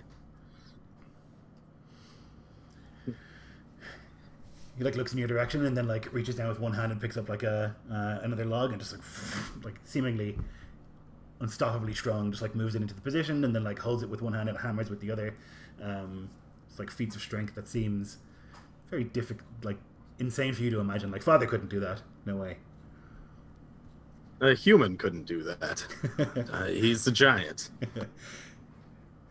Tommen might have been right. Yeah, Tommen, there is a giant in the yard as far as you're concerned. He's the biggest man that you've ever seen. And he seems to be lifting things that no man could lift. You've seen Father struggle with logs like this, and he's doing it with one hand. And yeah, and he's covered in drawings. You were told many times not to draw on yourself with soot. But this man is covered permanently in them. Yeah, Tommen has actually taken the twins, Bjorngard and Bjorni, and we're peering through the cracks in the fence, hidden of course, to look upon just this giant. And we're he's a giant. He's made of metal. Yeah, they're looking at you and then looking at him and looking at you, and they're do trolls fight giants? Giants eat trolls. They are terrified and start screaming and running away and making loads of noise. And he looks briefly in the direction at all this noise and then looks back down to his work. And seeing that the twins have just ran off screaming, Tommen will just continue to kind of watch the giant work. If the giant eats one of his brothers, he doesn't want to miss it. Essentially, this is such a story moment, that even the stories wouldn't even have this in it. So you're just watching this giant lift up trees and just embed them in the earth with just a mighty blow, and just taking these hammers and strike it like thunder. And just he can even see, he even thinks that these logs are just breaking underneath the hammer that he's striking it so hard. He's just in awe at the strength of this giant, and he'll find himself creeping closer and closer until he's only 7 feet away on the other side of the fence, of course. Maybe where his back is, and just looking at it, and he's just thinking, how does this man move so fast and so strong if he's made of iron? Yeah, he's got these wriggling snakes drawn all over him, and when he moves and shifts his muscles, they seem to move with him. All just must be magic. Must be a giant as far as you're concerned. And occasionally he'll rumble something at Gudrun, but it's you don't, I think, speak trade tongue in the way that the others can, and so it just seems like Gudrun can speak giant. He never told you that. How could he not tell you that? As they're working away. And he's just kind of hiding there. He always has his thumbs hidden in his fists to make sure that the giant doesn't get them. Gothild, what are you doing? She's cleaning up Svenhilde and the twins, unless any of the brothers did it when she was gone. And then after she's done that, she'll go out to chop wood and see to the other chores in the yard. If there's more washing from last night, she'll take it down to the river and keep herself busy to try and banish the sight of Onar when he slipped off the cart. Yeah, it's tough going. You think, thankfully, it's easier for your little brothers. They don't really understand the full scope of the danger. And so, Tommen and the twins are having a great time. They think, it's a game. And so they don't seem very worried. At least there's that. And Svenhilde seems to think he's very funny. Like when you're outside with her, she'll like giggle and like point at the strange man. But he'll spend the day like working diligently and like setting the fence to rights. And we'll go to the river at evening, and we'll come back with 2 fish, and like we'll provide those for dinner.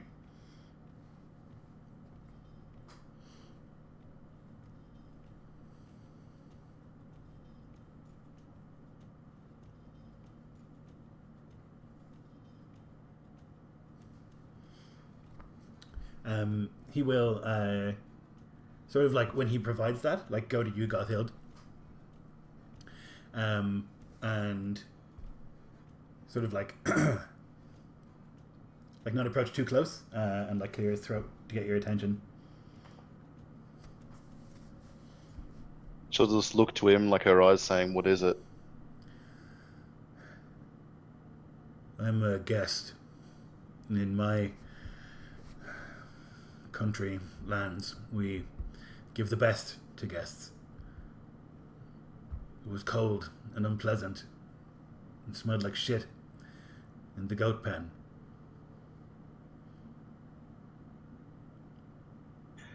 That's a fine thing, Northman. Because what guests could you hope for in the north that you would have to give your finest things to? And had you them, they're probably stolen from our lands.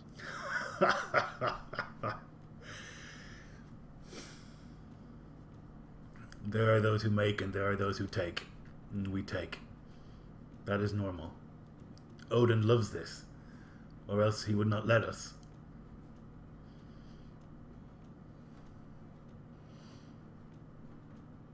I want to go inside and sleep somewhere soft.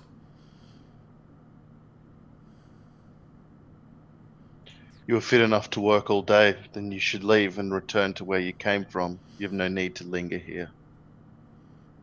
I have guest rights, you said. Till my wound I is said healed. not. Your brother, then. Then speak to Kjarn on it. He's the master of the house. He shrugs. All right.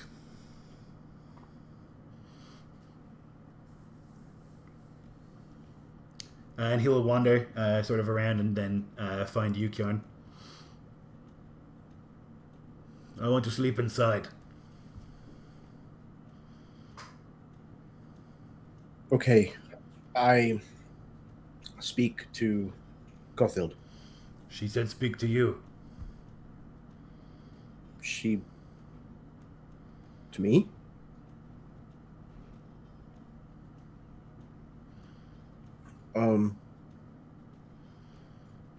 Then... yes. Yes, you sleep inside. Good. He kind of lingers for a moment, hoping that he didn't just make this horrible mistake as like his first big decision. He kind of just nods, kind of trying to self-affirm.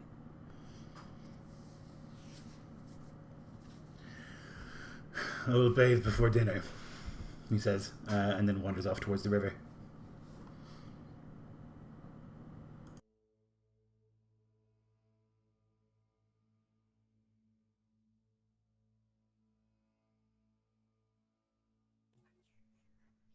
Kjarn comes inside with the fish. And he kind of puts them on the block. Wow, did you catch those, Kjarn? I didn't even see you go off to the river. No, I did not. It was our guest. Oh. Harold. Oh, well. Gudrun will take them and set to starting to fillet them and prepare them. He'll then say to Gundren, but definitely loud enough that everyone, especially Gothild, can hear what he's saying. He says, he's sleeping here in the house tonight.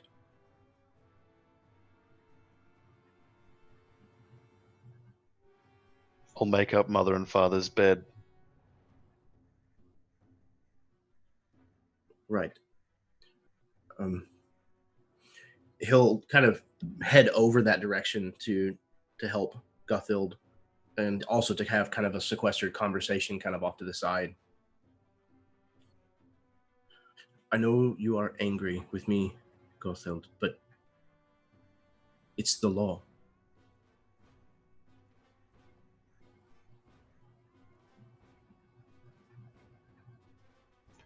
She goes as if she's got something pre-prepared to say, but catches it and says, as you say, Kyan.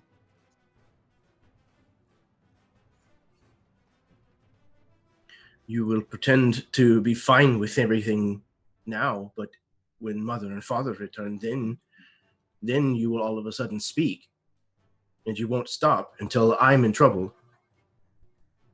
She nods. Because I'll only have to tell the truth. I did the right thing, Gothild. You know it.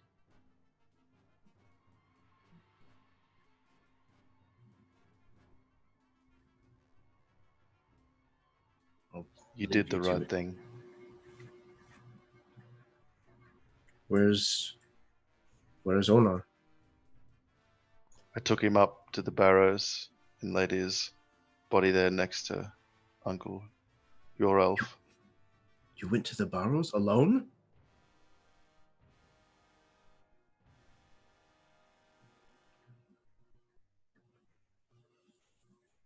Well, I suppose it's a good thing for him to rest there.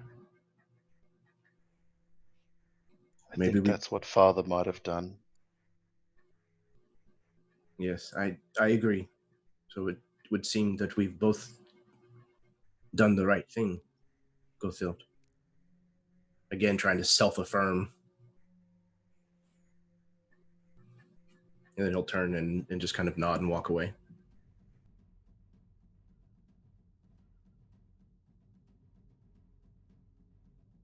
Yeah, she'll just finish making up the bed in quiet and then go see to Svenhilde. And probably cook the fish if that's her job too. It sort of defaults to you most of the time. Like, it's not always your job, but the rest of them are not very diligent, so it kind of ends up being your job most of the time.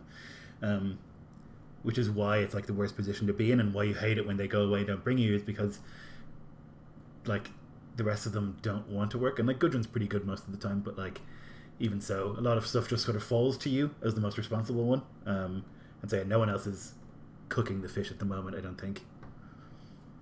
Yeah, then she'd probably cook the fish. The man will come back like 40 minutes later, and like clean of dirt and grime and blood, with like a new piece of cloth on his side. And he wears like the tunic that he had on under his armor, and sort of like walks inside and looks around, and like thinks that the place is nice, like cozy and big, compared to what he's used to, is the impression that you get. And he'll like go and sit at the table, and will offer to help with whatever preparations need to be made, if there's anything sort of like cooking wise or setting the table and stuff like that. Like he will happily do that. He seems intent on helping.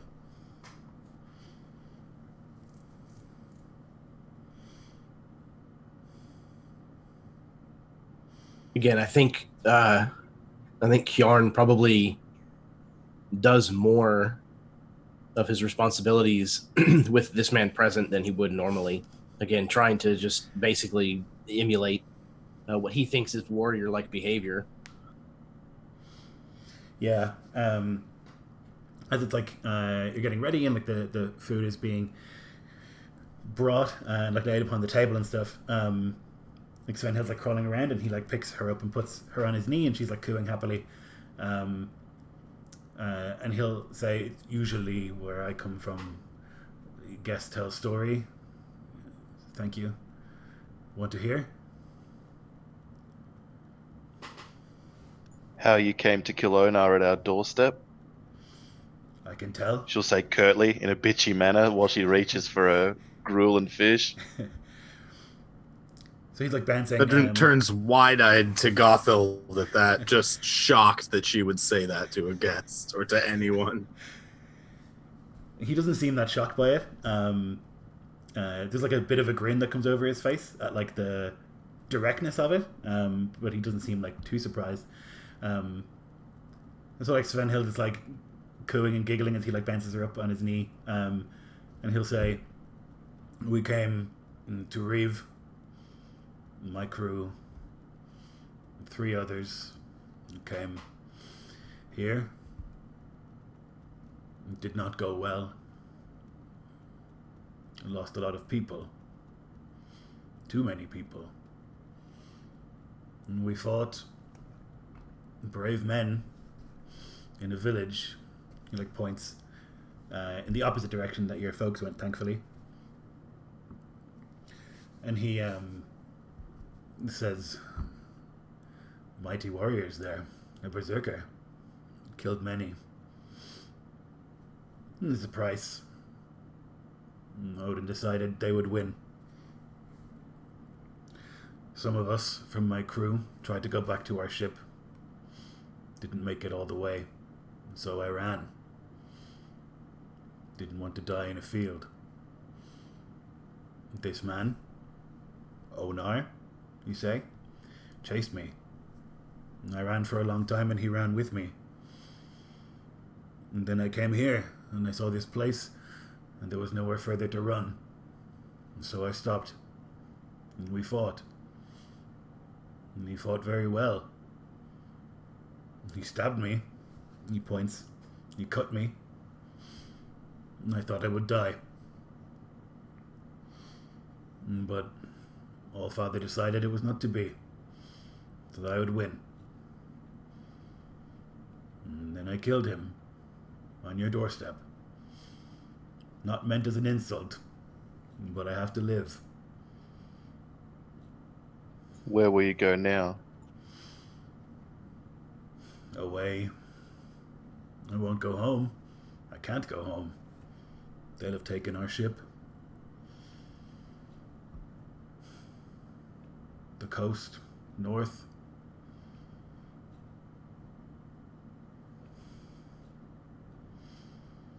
It's not your problem. This fight. You have been kind, generous. And I'm grateful for that. You must have been scared. You were children. Reputation. He points to himself. Iskloft, reputation. Bad. Scary. But no harm will come to you from me. Or from others. Yes, you will. You said you would forget this place. I mean no offense, but this is not the richest place to raid. It is all we have. You've been generous, and guest rights are old ways, and we like that. I will say that I found a stream, and then I made my way back to wherever I go. If my crew are still out there, I don't know. They could all be dead.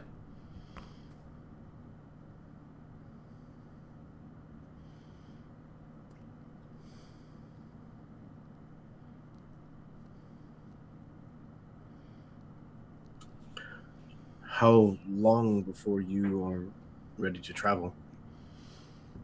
Another day or two, maybe? It still hurts. I don't want to travel. I will have to fight, maybe. I would like to not be wounded before I go. Not everyone will be so kind and understanding when I go. People will hear how I talk. They will see the marks on my face and they will know that I'm a reaver. And they will try to kill me. Maybe they will. I think probably not.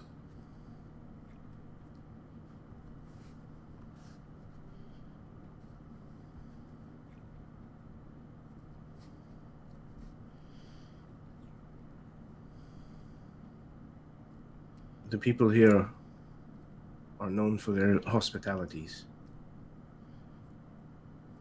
We practice the old ways. They're not old ways here. Nor where I come from. In the south, they wouldn't treat you like this. We're not so different. You people. It snows up here. He says with a grin as if that's hilarious. And somehow that makes you the same people because you're both in snow. And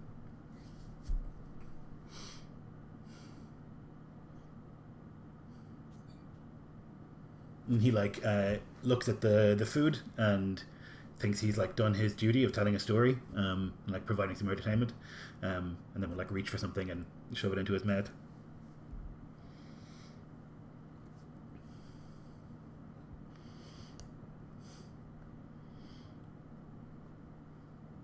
So I imagine it's a pretty tense dinner, with people being wary of speaking and probably quite afraid. And after you've had dinner, he'll drink the remaining mead you gave him yesterday, sort of slowly, and sip on it, and just sit by the fire, and help with whatever needs helping. And then there's a commotion, a noise outside, and then there's a shout. Hello? Come out! Peace! We don't mean any harm. And they are speaking Aser, which is your language. Gothild will rise, eyeing the Northman. Then she'll walk up to the door and look through the slit of the shutter to see who 'tis. You don't know them specifically, but you would have seen them maybe once or twice. They are warriors, and they're from the village that your parents have gone to. So the Jarl's town. There's 6 of them. They're armed and I'll armored. open the door and go out to them. Yeah, the man will look. We've been told that there's a man ran from a battle. He looks to one of the other men and he nods. I was there. Reaver, Iskolfin, scum. We followed a trail and we think he might have come here. Did you see him?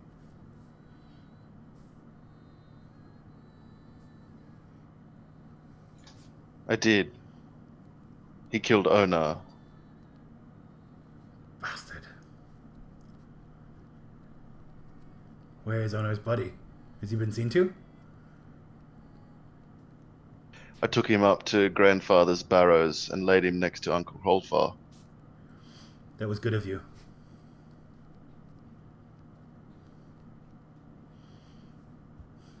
Where did he go, this man? She'll point inside her house.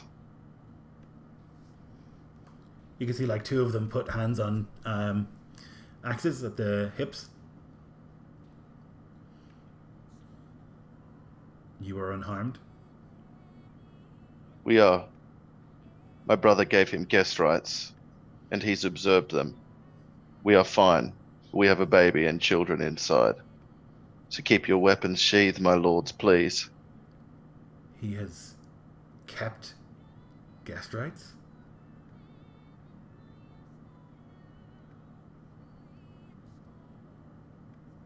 They can't be trusted. You know this. He'll betray you and steal everything you have.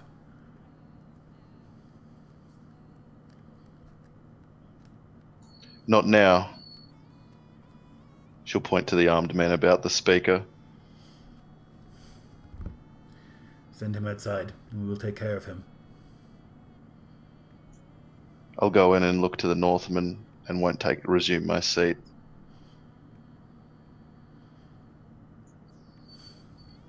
Odin is calling for you, Northman. Odin, is it?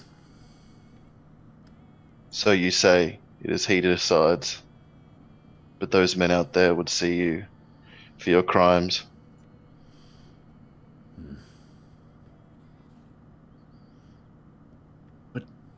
They cannot attack him. We cannot let that happen. Not here. Not while he's our guest. That's why he must leave now. Kjarn looks at the Northman with this kind of like, sorry. Yeah, he smiles and like looks to you, Gothild.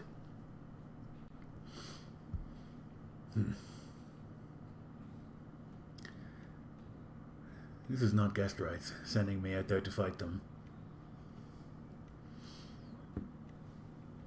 But maybe my hour has come.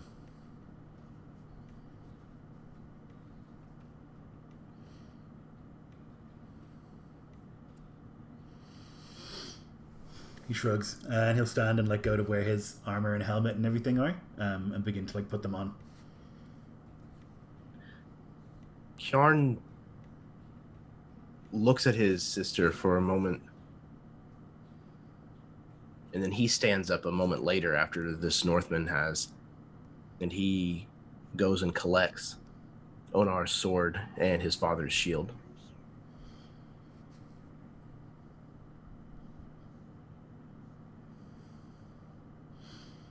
The man sort of looks at you. You were too afraid to fight the Northmen by yourself, Kjarn. Suddenly you've the courage to fight 6 armed men? For the man who killed Onar?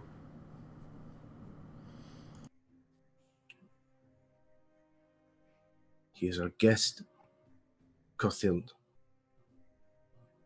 If you don't want to follow the laws that have been laid down by our people, that is an issue you will have to settle one day.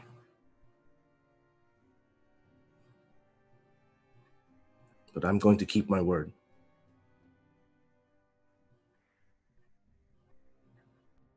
Yarn, you can't do this. Don't go out there. I know you're right. It's not right, but you're young. Odin will understand. You're not a man yet. Yes, I am. No, I didn't mean it like that. Please. I have a sword now, Gudrun. A real one. Not a stick, a sword. And I will prove that I can use it. If it is the last thing that I do today, then I will go to Odin's Hall. You can't raise a sword against your own people. This is wrong. I can if they are breaking the law. If they are forcing me to break my oath, then I have no choice. They haven't come in. Just ask them to leave. Ask them to leave. Ask them to. He's just flustered and like doesn't know what to say. He's used to there being easy answers.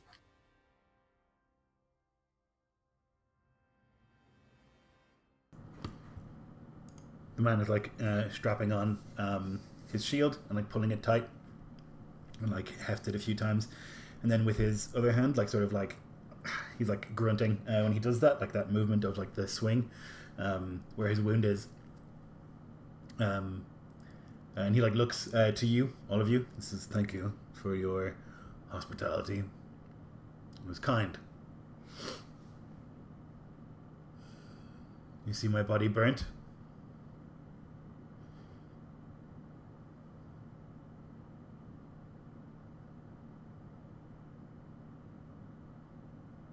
John kind of looks at Gothild because he plans on making a stand with this man. So whatever fate befalls him is going to be the same for Kjarn, I imagine, or he imagines at least. Very well, Kjarn. Gothild will say, resigned, ignoring the man's plea that she'd burn his body. Ridiculous. If these children can't even burn enough wood to fuel their own home, that they could make a pyre for a giant from the north, a criminal giant from the north. So she'll leave him unanswered And she'll say, very well to Kyan, and she'll hand Svenhilde over to Gudrun, and then she'll go over and pick up the axe and say, then I'll go and fight too.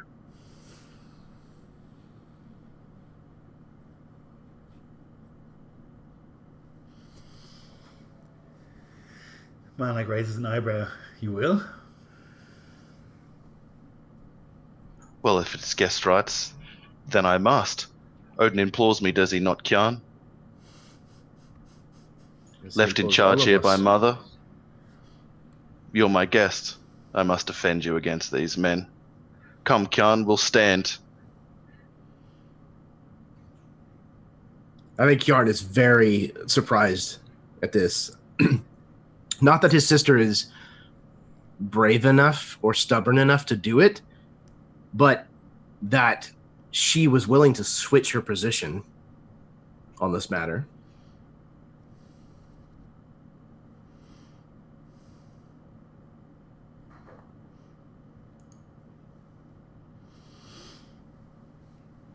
The man is like looking around. You think on his face is something like guilt. I understand. You don't have to die. I will die. You've been generous already. You have to grow up. Like points at you, Kjarn. You have to grow up. You're too little to fight. Those men will kill you. He already looks wounded. No, but I cannot stand by and just let them... He kind of stops himself before he says, murder you. It's a difficult situation. You're supposed to protect me, but you're children. If you make me go outside there, then I will die. So I can stay here with you and you can tell the men to go away, or I will fight them and I will die. If this is my time, Odin has decided. I think it dawns on Kjarn that, like, asking them to leave was an option. Like, he hadn't really even considered that. And he's going to kind of spin towards Gothild. Yes, we can ask them to leave. We can tell them to leave. They are the Jarl's men. We are sworn to the Jarl, and they are about his business.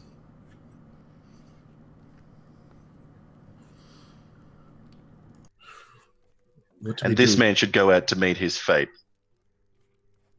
and not let children speak against what skeins and Norns have woven for him.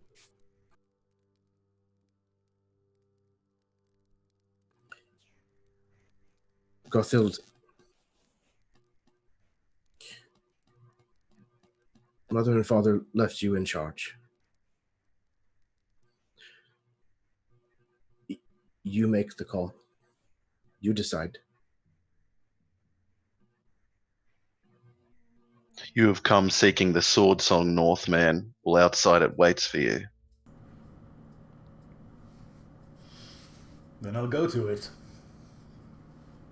But you send me to it.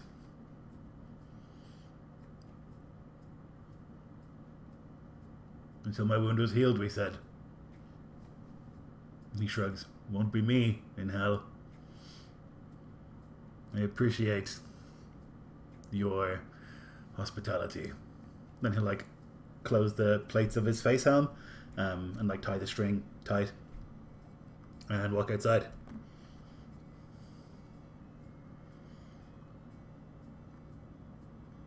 And if no one follows, there will be a brief sort of like quiet conversation between them. And the man will sort of like he'll like point at one of them and like he's speaking, but they're far away and they're kind of like mumbling as far as you can hear, and they're all with helmets on, so you can't really hear anything. And then there's like a nod, and like he drops into like a fighting stance, and so do they. And there's like a brief melee that follows of like smack, boom, crash. And he holds his own surprisingly well. He's much bigger than any of them, and he does kill 2 of them in this process. He his axe swings up under the helmet of one of them and slices the face in half. And with his shield, he smashes it into the rim into the face of another man whose helmet crumples in. But then there's a strike into the back of his knee, and then another down into his shoulder, and eventually these men take him down, and he gurgles. You will see that one of the men kicks the axe from his hand as he's dying, which is the opposite as to what he did, and something that will guarantee this man does not get to the corpse hall. Kjarn is out the door. Yeah. Gothild will try and stop you physically. Yeah, Kjarn is going to do his best to get past her if she's trying to stop him in earnest. Okay, if you want to athletics it off or something, if you want to do something like that. That works for me. Oh, that's not a good start. That's a 7 total for me. 11 total for me.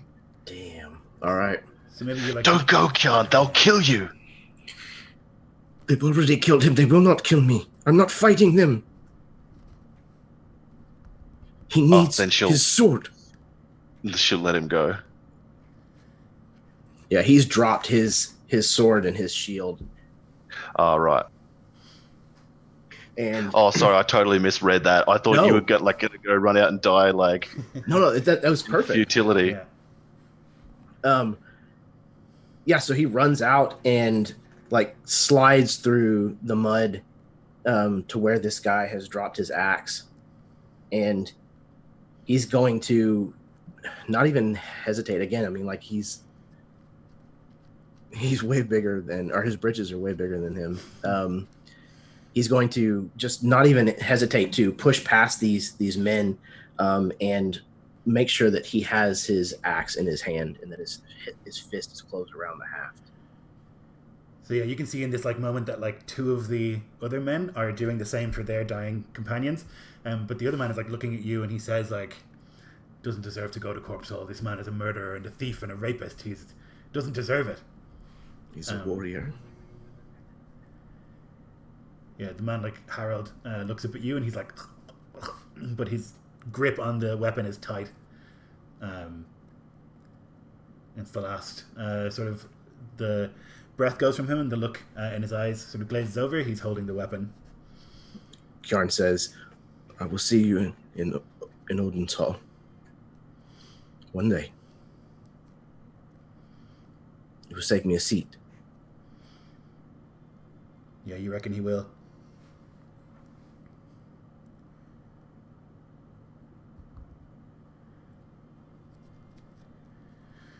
So in the aftermath, the men will